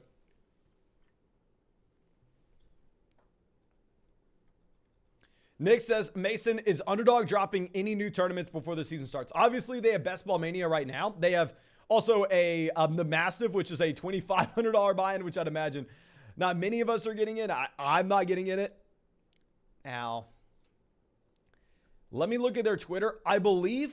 So y'all know Underdog Fantasy has those $3 tournaments that are called the Pomeranian that have no rake at all. 0% rake. I have no idea how they can even do that. 0% rake, and it's a $3 buy-in, $100,000 prize pool. They fill up almost immediately. Like, they fill up in like 2 days. But we get one tomorrow. Should be very exciting. We're going to fire up a ton of those drafts tomorrow night with those Pomeranian ones. Should be a ton of fun.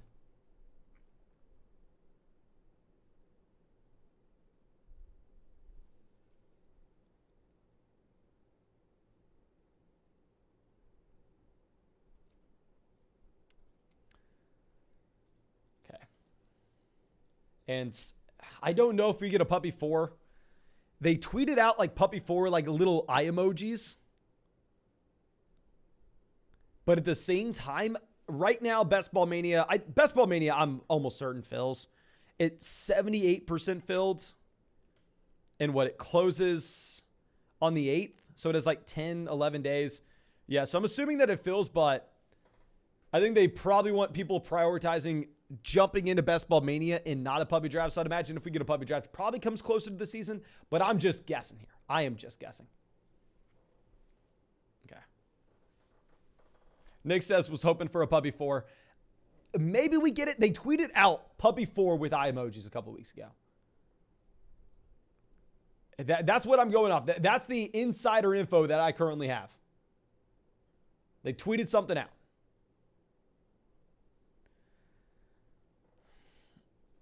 Okay, so we have T. Higgins off the board here, 26. So that team from the 2 spot, very interesting. They go Chase and Higgins here. Going Chase at 2 is a lot more interesting than deciding to go ahead and take T. Higgins at the beginning of the 3rd. I mean, I think Higgins at the beginning of the 3rd. Nobody's really going to argue with this in this format in particular. Which is very interesting to get Jamar Chase off the board at 2. I guess going all in on an improved Cincinnati Bengals offense with the improved offensive line. Okay. So now we have DJ Moore, Michael Pittman off the board here. Let's see what we're going to do. Probably just have to hammer in some of these wide receivers. I wonder if we get Josh Allen on the way back around. Do we take Josh Allen?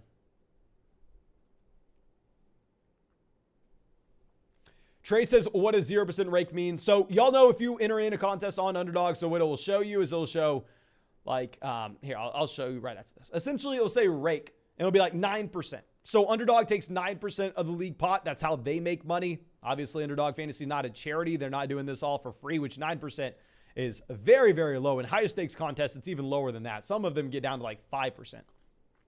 But when the rake is 0%, that means Underdog takes $0 out of league pot, which I have no idea how they do that. But I guess it's just to give back. It's to have some fun. And I'm taking advantage. I'm going to draft as many of those teams as I possibly can. Okay, so now we have Connor, Travis Etienne off the board. Now that Terry McLaurin goes, do we just go ahead and take, you know what? Let's take Jerry Jeudy. I know that we probably surprised people by taking Sutton. Cortland Sutton, I literally have in what Underdog says is 0% of drafts. I have him in 0% of drafts because I've drafted him in like 4 drafts and I've drafted it over 600, so it's less than 1%. Maybe they don't, now that I take him here, maybe we are up to 1% Cortland Sutton, very rarely drafting him. Sometimes I like to mix it up. Sometimes we like to go with the Denver Broncos wide receivers here on the turn. We get Russell Wilson later on, get a unique little double stack going. Yeah. I think that this is something I would never have done. Like I would have been completely fine going into the season and not having a single share, like literally not having Cortland Sutton in a single draft if Tim Patrick was healthy. But now that you have no Tim Patrick, I think it's better to draft him at the end of the 3rd. It's still not great in my opinion, but it's not something I'm going to come out here and say, oh my gosh, this is the worst thing in the world. No, I think it's bad, but I mean, it's whatever. Okay. So now we have Lamar Jackson, Justin Herbert off the board here in the middle of the 4th. Let me know, what do y'all think of this team so far? What do y'all think of this team? Would you have done something different if you were me? Now, Patrick Mahomes goes pick 46. Love seeing those elite level quarterbacks off. I think that where we usually try to take the Jalen Hurts or Kyler Murray here at the beginning of the 6th round, y'all know I think both those quarterbacks could be the QB1 overall in fantasy. If they are available to us here, we probably decide to pass on them just so we can almost like sacrifice them to drafters later on. That way we have a better shot at getting like Russell Wilson falling to us. If that makes any sense. Maybe I'm overthinking it, but I think it could be interesting.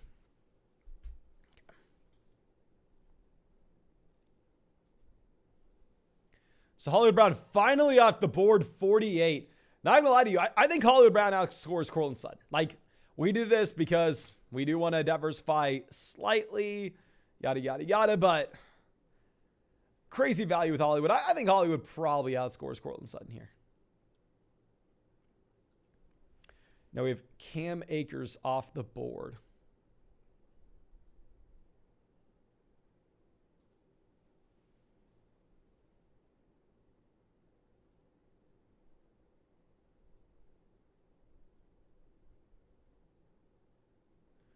Juju Smith-Schuster, 51. At this point, we probably still want wide receivers making it back to us. Especially if we're not going to go with those elite level quarterbacks. Like, just went through this. Usually we're taking Jalen Hurts. Usually we're taking Kyler. But that team at 50 decides to go Jalen Hurts here to pair him up with A.J. Brown. And I'm assuming they're going to be looking at Joe Burrow as well later on, given the fact that... Okay, I'm sorry. I can't do it. I can't do it. We got to go Dobbins. We got to go Dobbins. I know we probably need a receiver. I can't help myself. I got that itch. But yeah, I think we see that other team decide to also go with a Joe Burrow, considering the fact they took Chase at 2 and then T. Higgins at the beginning of the third. Now, let's see what this team does. They go Dobbins. They steal him from us. We'll take him on Ross St. Brown here. Not a super big deal. We'll get him as our wide receiver 3.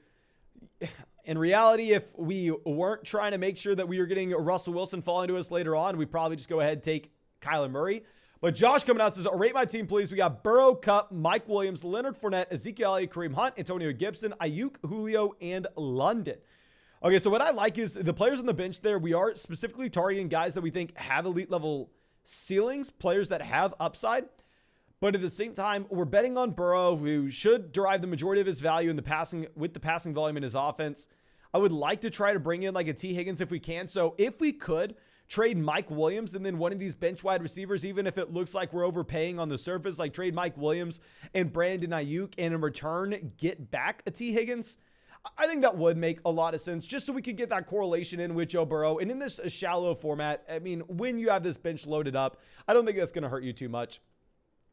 But we take Rashad Bateman here, 63. In reality, like I honestly have a couple of these players ranked before Rashad Bateman. But Bateman has an ADP of 53. While I don't agree with the ADP, while I'm never drafting him in that range, we have to occasionally draft him. We have to diversify ever so slightly. So let's take Rashad Bateman here. After we take Bateman here, we're... I guess in one more league where we have Rashad Bateman, maybe that's worth it for us.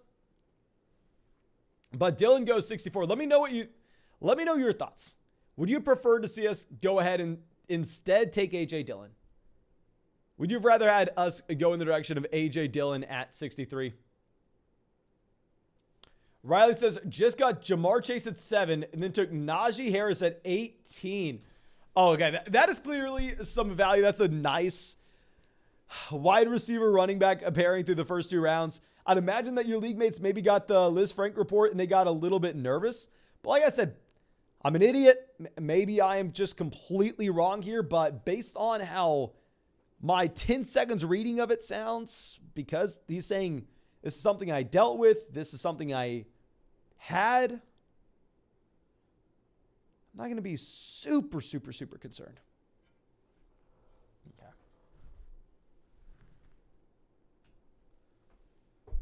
Now we have Joe Burrow 71, Trey Lance 69. Please, come on. Y'all know we need Russ. I think we have a good shot at getting Russell Wilson, considering the fact that, hell, we're the only team with Denver Broncos outside of Javonte Williams so far, so... nobody's going to be too inclined to take Russ unless they want to snipe us on the stream, which is entirely possible. But I think we have a good shot to get Russ. Russ has an ADP of like 78, but you have to also think about it.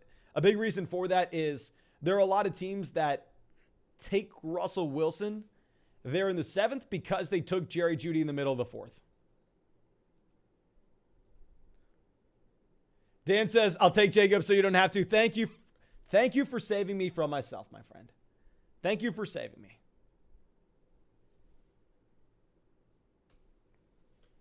Yeah, because what did I say? We have 17% Josh Jacobs. If that closes in on 20%, we are probably in a very tough spot. Okay. Let's see if we get Russ. That's what we're hoping for. That's what we're hoping for.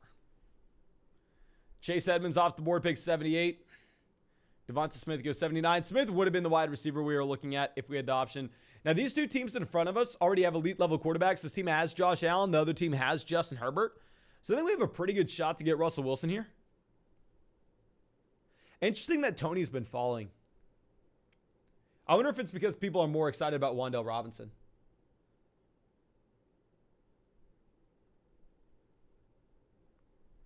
And real quick, we are about to pass 1,500 likes in the stream. Oh my gosh. It's easily been the best live stream we've ever had. So all I got to say is thank you so much. This is literally like when we look at the charts of the channel today will be by far and away the best channel. I mean, the best day in our channel's history. By far and away. Thank you so much, everybody, for supporting, of course. We go Clyde Edwards-Helaire because I have a monkey brain here at 82. I see the potential starting running back for the Kansas City Chiefs at the 7-8 turn. I take the potential starting running back for the Kansas City Chiefs at the 7-8 turn.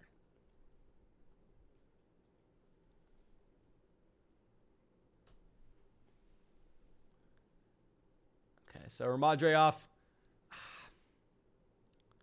Let's go ahead. Let's take Renfro. I think we need wide receivers whenever we go back-to-back running back in the first 2 rounds. We're going to be able to find tight end value later on. We're going to be able to find quarterback value later on. It doesn't make too much sense for us here to decide to go with a Tom Brady when we'd have to end up reaching on Russell Gage, reaching on Julio Jones at the 9-10 turn. So it is what it is. Let's go Renfro here. Okay. And then after this, I don't exactly know what to expect. That team that took Russ, they had Herbert. They go Sky Moore here at 99. God, why are you taking Russ from us? Why? Why is that happening? The Fidel says, do you think Isaiah Pacheco is actually a threat to Clyde Edwards-Helaire? I've been on the train, but now I'm worried it's a little exaggerated. Personally, like I said, I think I've been very hypocritical with my analysis of Isaiah Pacheco. And that I think that he is most likely a very bad running back. I think that he is a 7th round rookie RB out of Rutgers that was historically very inefficient in college. A 7th round rookie running back that was extremely inefficient in college. Stayed all 4 years. I'm not buying the rookie hype. But at the same time, I don't necessarily think Clyde Edwards-Helaire is extremely talented. I didn't think Ronald Jones was very talented when I was just fine taking Ronald Jones in the same range. I don't know. I think Isaiah Pacheco has to be somewhat of a threat. Like if there was a 0% chance that Isaiah Pacheco was going to end up having a role in Kansas City, then Clyde Edwards-Helaire would not be going at pick 82. Clyde Edwards-Helaire would be going significantly before this. I think there is an outside chance that you have either Jerick McKinnon or Isaiah Pacheco with a respectable role. Josh coming out says, just found your channel today. Very interesting, my friend. Very interesting. Let me know in the live chat right now if you recently found our channel this week. And if you found our channel, if you found this live stream this week, please, and this helps me out so much. I'm only asking people who found it this week. This helps me out so much. Did you find it from YouTube recommending you a rankings video? YouTube recommending you a random video? YouTube recommending you a live stream? Or possibly TikTok, Instagram, Twitter, something like that? Let me know. Well, let me show off this entire draft board for people just now coming in. Yeah, James Cook, Rashad Penny off the board. So this is the board. We are at pick 10. We go Dalvin Cook, Saquon Barkley, and we go with the Denver Broncos double stack. I mean, we were hoping to get the double stack with Russell Wilson later on. We get sniped 1 pick before him. We have Amon-Ra St. Brown, Rashad Bateman, Clyde Edwards-Helaire, Hunter Renfrow. Completely fine. Okay. So let's move this down. Dawson Knox, 104.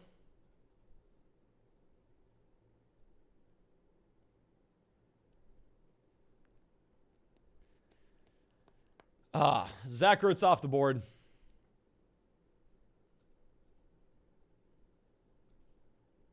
We're going to go ahead. We're going to take Stafford here. We don't have a Los Angeles Rams player. Obviously, Derek Carr would correlate with this lineup with Hunter Renfrow in a way that Stafford doesn't. I think that Stafford's in a clear tier above Derek Carr, in my opinion, though. And if we're looking at the teams behind us, none of them drafted Devontae Adams. None of them drafted Darren Waller. So I think they're unlikely to take a Derek Carr here at the 10-11 turn. So I think we can take Stafford and get Derek Carr on the way back around. Okay, St. Nicholas says YouTube Shorts. Thank you for letting me know that. Rankings. TikTok, your recommended rankings video. Rankings.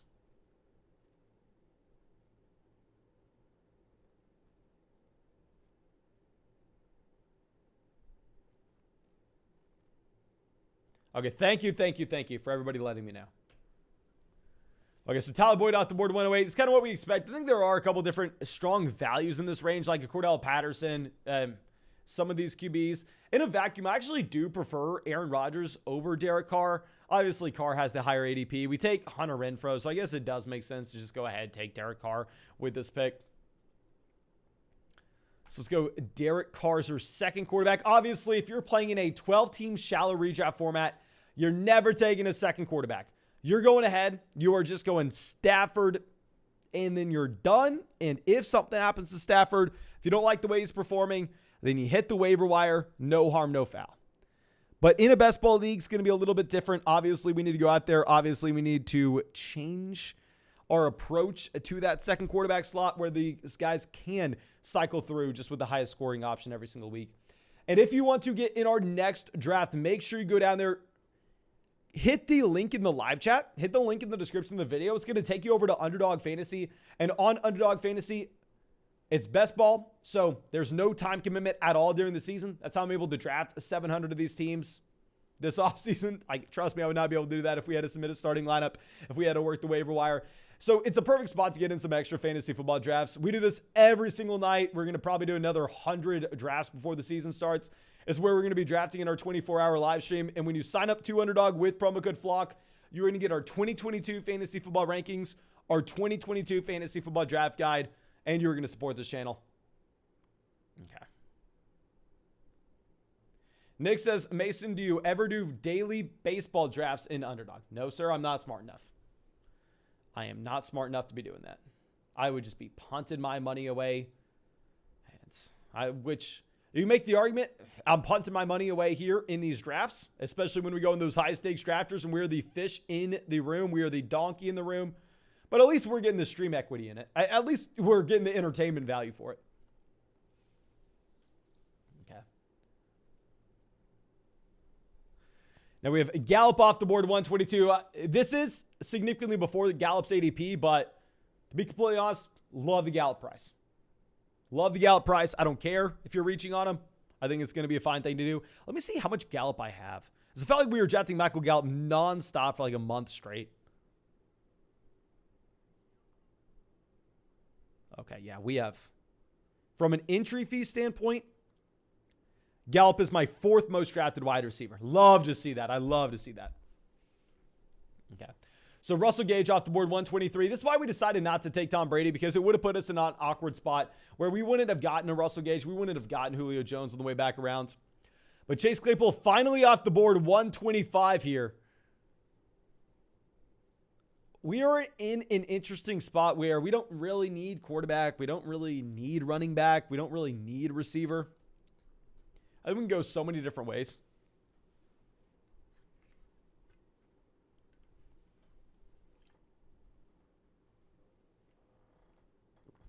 Okay, Justin Fields off 126. That helps us. Obviously, when we take Derek Carr and Matthew Stafford, not looking to grab a quarterback. Probably again in this draft, and at least not for a very long time. Like, there's no way we could have taken a quarterback regardless of who it was in round 11 or 12.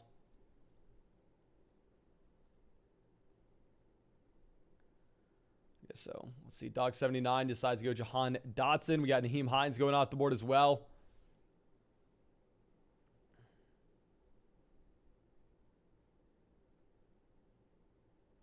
I think we're going to go ahead and reach on a pick here. It is what it is. I really like the value that we're getting with him, and I think we are in a flat tier at this point. See where Fran Man decides to go. They have only 3 wide receivers with Devontae Adams, Mike Williams, and Sky Moore. They go Joshua Palmer, so we're going to go ahead. We're going to take Pat Frymuth here. We don't have a tight end yet. I think a lot of these players in this range are about the same. Y'all know we've been talking about for a very long time. In my opinion, I think that Jalen Tolbert's a very bad value in fantasy football drafts. Like, it was really funny where he was being drafted a month ago. Like, he was going rounds, and I repeat, rounds before Gallup. At the same time, he was going before guys like, oh my gosh, Tyler Boyd, Garrett Wilson in drafts. Like, it was absolutely ridiculous. Michael Carter off the board. We're going to go ahead. We're going to take Hardman here. We've drafted a lot of McCole Hardman. I mean, I like him in a best ball format just because I'm expecting the Kansas City Chiefs to put up 1,000,000 points. I'm expecting the Chiefs to put up a crap ton of points this season. As we were talking about, I mean, we've said this a lot this offseason. I think the Chiefs quietly got better this year. Obviously, everybody is very worried, and I think you should be somewhat worried about Tyreek Hill no longer being here. But at the same time, the offensive line's better. They return all 5 starters, bolster the depth. On top of this, you dramatically increase the wide receiver depth you have in Kansas City. Dramatically increase the wide receiver depth that you have here. Okay. So now I have Alexander Madison, Irv Smith Jr. off the board here in the middle of the 12th. Alexander Madison is someone that I feel like I need more of. Let me see from a buy-in perspective. I do like the idea of just looking at things in terms of the buy-in perspective. Figure out where Alexander Madison is. Alexander Madison, I have him in 12% of drafts, but he is my 1, 2, 3, 4,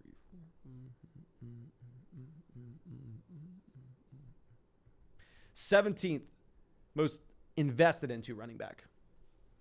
But I only have him in 12% of drafts. I feel like we should get some more Alexander Madison. Jacob says, do we think Jameson Williams makes an impact when he comes back from injury? Okay. I think that this question has a couple different ways we can view it. The first way is from a shallow redraft format, which the majority of y'all are going to be playing in, whether that's ESPN, Yahoo, whatever it is. And in a league like that, it's going to be very difficult for us to see Jameson Williams come in at the back half of the year and immediately vault himself over Amon-Ra St. Brown, over TJ Hawkinson, over DJ Chark, over DeAndre Swift on the target totem pole, where all of a sudden he's a player that we can comfortably rely on putting in our starting lineup. So if you can draft Jameson Williams and then throw him on your IR where you're not necessarily wasting a roster spot, then fine. I think you're in a good position overall. But if you have to keep him on your bench, it's a very bad idea. I think Jameson Williams would be a waste of a roster spot. Now, if you're drafting on Underdog, if you're in a best ball league where there are extremely deep rosters, 18 rounds deep, and in a best ball format, it makes so much sense to grab him with where he's going, given the ceiling that you could have in weeks 15, 16, 17 for that fantasy football playoff tournament. So in deep best ball leagues, in deep dynasty leagues, I like the idea of going out there and rostering him. In shallow redraft formats, it's going to be very difficult to do so. Okay. So let's go ahead. Let's probably just grab a running back here. I mean, there are a couple different guys that are all in the same tier for us, but we already have 6 wide receivers. I don't think we're dying to grab another wide receiver at this point. Galladay off. Let's go Tyler Algier here at pick 154. It is what it is. I don't love him. I don't hate him. I mean, we can't take Isaiah Spiller, obviously, especially if we consider the fact that this is going to be cumulative scoring weeks 1 through 17. And then on the way back around, we're probably looking tight end.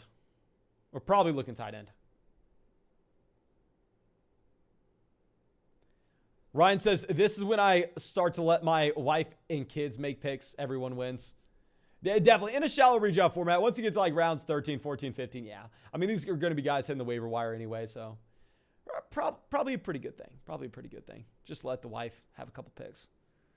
Now, we have all the tight ends going off the board, so never mind. We said we were going tight end. I guess instead we just go ahead and take Nico Collins here. I mean, Nico Collins was a wide receiver that used to be going in like the 15th, 16th round, so after this. And I was coming out and stupidly saying, oh, no, I can't draft Nico Collins at this price point. I mean, I can't take him in the 15th. I can't take him in the 16th because what's the real upside of the overall passing volume in Houston? I think that Davis Mills is a very bad quarterback. I think this is a very bad situation. And then sadly, very, very sadly, not from a fantasy football standpoint, but from just a real life standpoint, obviously we had very bad news about John Mechie. John Mechie not being able to play this year, which prayers up for John Mechie. Really hoping that he does make it back. But his departure of the offense, not playing in the slot, is going to open up targets to be available here for Nico Collins. So I think we can go ahead. We can take him. Okay. So we have Wan'Dale Robinson, 165. And Eric says, for a keeper league, would you rather keep Jonathan Taylor in the second, Kupp in the third, Javonte in the sixth, or Debo in the seventh? Ooh, this is a tough question. So if we're going to look at this, if we assume naturally in a keeper league, if you're only keeping one player, that second round pick is going to be equivalent to about a third, right? So let's look at it this way. So that second round pick is going to be about a third with the player pool that you're going to look at. So would you rather have Debo Samuel and Kyle Pitts, who you would get there? Debo Samuel, DJ Moore, Debo Samuel, Mike Evans, Debo Samuel, James Conner, or Jonathan Taylor, and then a player like in the ninth, or Jonathan Taylor and James Cook. So Jonathan Taylor, James Cook, or Debo Samuel, James Conner.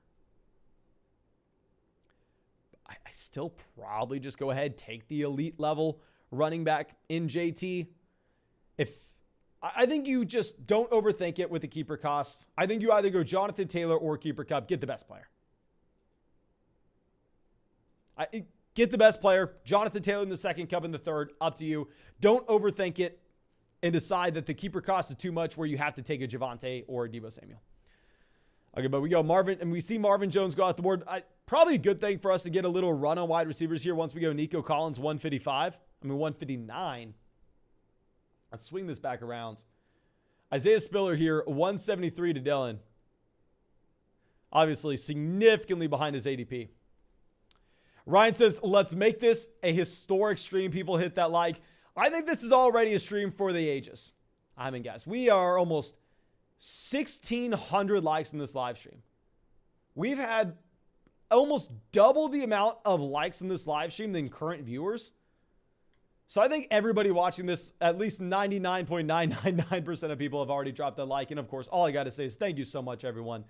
And Javier coming out says, are you fading Sky Moore, Isaiah Pacheco, or Rachaad White? And should I drop any of them for Russell Gage or Himosa or Joshua Palmer? Redraft league, 4 bench, 12-team PPR. Honestly, I think if we're looking at the very end of our bench here, all we are trying to find is the highest ceiling possible. We're trying to find someone that could eventually work his way into being a weekly starter for us. And I like the idea of looking at guys that are a part of elite level offenses. I like the idea of looking at these guys in Kansas City, looking at someone in Tampa. So I'm fading Isaiah Pacheco at cost, but I think he's definitely worth a roster spot. So let's keep Isaiah Pacheco. Let's keep all these guys. If you only have 4 bench spots, it's just we are looking for the highest ceiling possible right now. And we possibly just go ahead and churn the waiver wire through the first month of the season when we have a better idea. Bobcat coming out again says, thanks for the amazing stream, Mason. Good night. No, good night. Thank you for sticking with us for this long. Dan says, I'm really loving my draft this time. Triple stacker. Running back's a bit risky, but my favorite so far tonight. What do you think? Okay, let me make my pick here, my man. They'll be happy to go through, check your team out. And also, Dan, thank you so much for spending the entire night with us. The entire night. Okay, so we went Samir White in the last round. Let's just take it tight end. Let's just go Austin Hooper. I don't think it matters too much what we do. But let's look at what Dan did in this draft. Dan at 4 goes Jefferson, Debo, Pitts. Love the start through the first 3. Gabriel Davis, personally, I'm not drafting a lot of Gabriel Davis here. Like I probably would prefer grabbing someone like Patrick Mahomes. But hell, there are people significantly smarter than me, way smarter than me, that think the exact opposite, that are happy to take Gabriel Davis at this point. Then we have Godwin, 52, Lance, 69. Like the Lance value. I like Jacobs at running back. I mean, I'm not going to complain with your first running back in the 7th round being Josh Jacobs. Robert Woods, 93. Who could you have had else at running back? I mean, all these guys are kind of in the flat tier. Looking at James Cook at 100. Kirk Cousins to pair up with Justin Jefferson. Kenneth Gainwell, 124. Rachaad White, 141. Okay, how many receivers did you draft here? I think at this point it's fine, but I feel like you have to go through, and especially in a private draft where we're not necessarily just hunting upside for weeks 15, 16, 17. I think you just go running back to end this out. Okay, so we have a couple more tight ends. Logan Thomas, Brevin Jordan off the board. Not going to lie to you, I probably prefer Logan Thomas over Austin Hooper. But we just have a crap ton of Thomas when we were able to get him in the 18th round. And let's diversify a little bit. Let's go Austin Hooper here. Okay. So Jerick McKinnon off.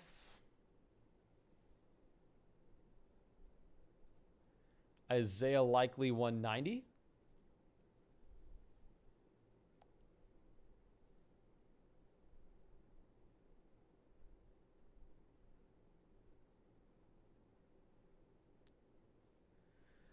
McKinnon is a running back that I do really like taking here because I think if you're looking at how these running backs could be utilized in Kansas City, there's an outside chance that McKinnon actually secures himself a role in like the 2-minute drill and obvious passing down situations. And if that's going to be the case in best ball, I think you could expect some random spike weeks, even if you weren't to have an injury to Clyde Edwards-Helaire or an injury to Isaiah Pacheco. And imagine if one of those running backs were to go down. Nick says Isaiah Likely to do nothing. With Isaiah Likely, like if you're playing in Best Ball Mania, as I've said, then there are going to be a ton of drafts there where Isaiah Likely wasn't drafted. So maybe if you think that he can be a league-winning player, he's a fine pick here at the very end. But in a private draft, I see no reason to take Isaiah Likely. Like, I'm not taking Isaiah Likely. I think in Best Ball Mania, it's interesting because it could be a unique build.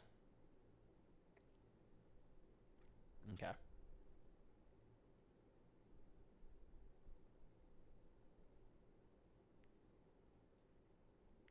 Move this down.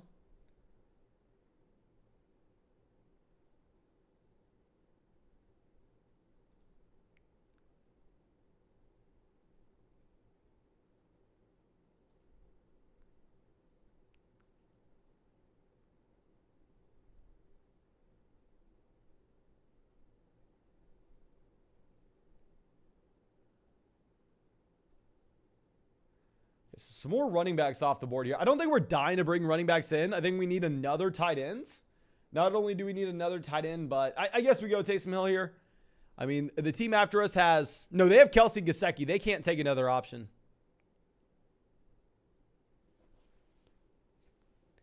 Instead, let's bring in a 6th running back. I mean, it is a private draft.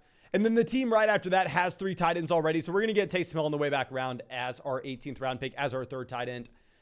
I think that we're probably going to cut the stream here. It was a legendary live stream, 1,600 likes. All I got to say is thank you. I appreciate y'all so much. We are going to go ahead and get another live stream going tomorrow night, the night after that, the night after that, the night after that. Looks like we are trending towards getting 90,000 subscribers and then having that 24-hour live stream draft marathon. So if you want to draft with us, make sure you go down there, sign up for Underdog Fantasy, use promo code FLOCK when you sign up. They'll match your first deposit dollar for dollar up to $100. You'll get our 2022 fantasy football rankings. You'll get our draft guide. And at the same time, you're going to get to draft with us in that 24-hour live stream. Get to draft with us every single night here. It's a ton of fun. Best ball, no time commitment during the year. Dan says, thanks for the feedback. And yeah, man, it's always a great time here. Love these streams. And yeah, the plan was 6 running backs on this one after the 9th. Yeah, no. Thank you, Dan, for hanging out with us the entire night. Just absolutely crazy. And I know a lot of people are saying one more, guys. We've been live for almost 4 hours, and we've been live every single day for like the past 2 months. I don't know if we've taken a single day off the past 2 months. And we're going to be live again for the next 200 days in a row. So we gotta go to bed. I will send out the link to our free fantasy football group chat. I'm spamming that out right now in the chat. You don't need a credit card. You don't need an email. You don't need anything to join the chat. All you need to do is click the link, choose whatever your nickname you want it to be, and then you're in. But thank you again. I appreciate all of you. I hope you have a great night, and I hope I get to see you tomorrow.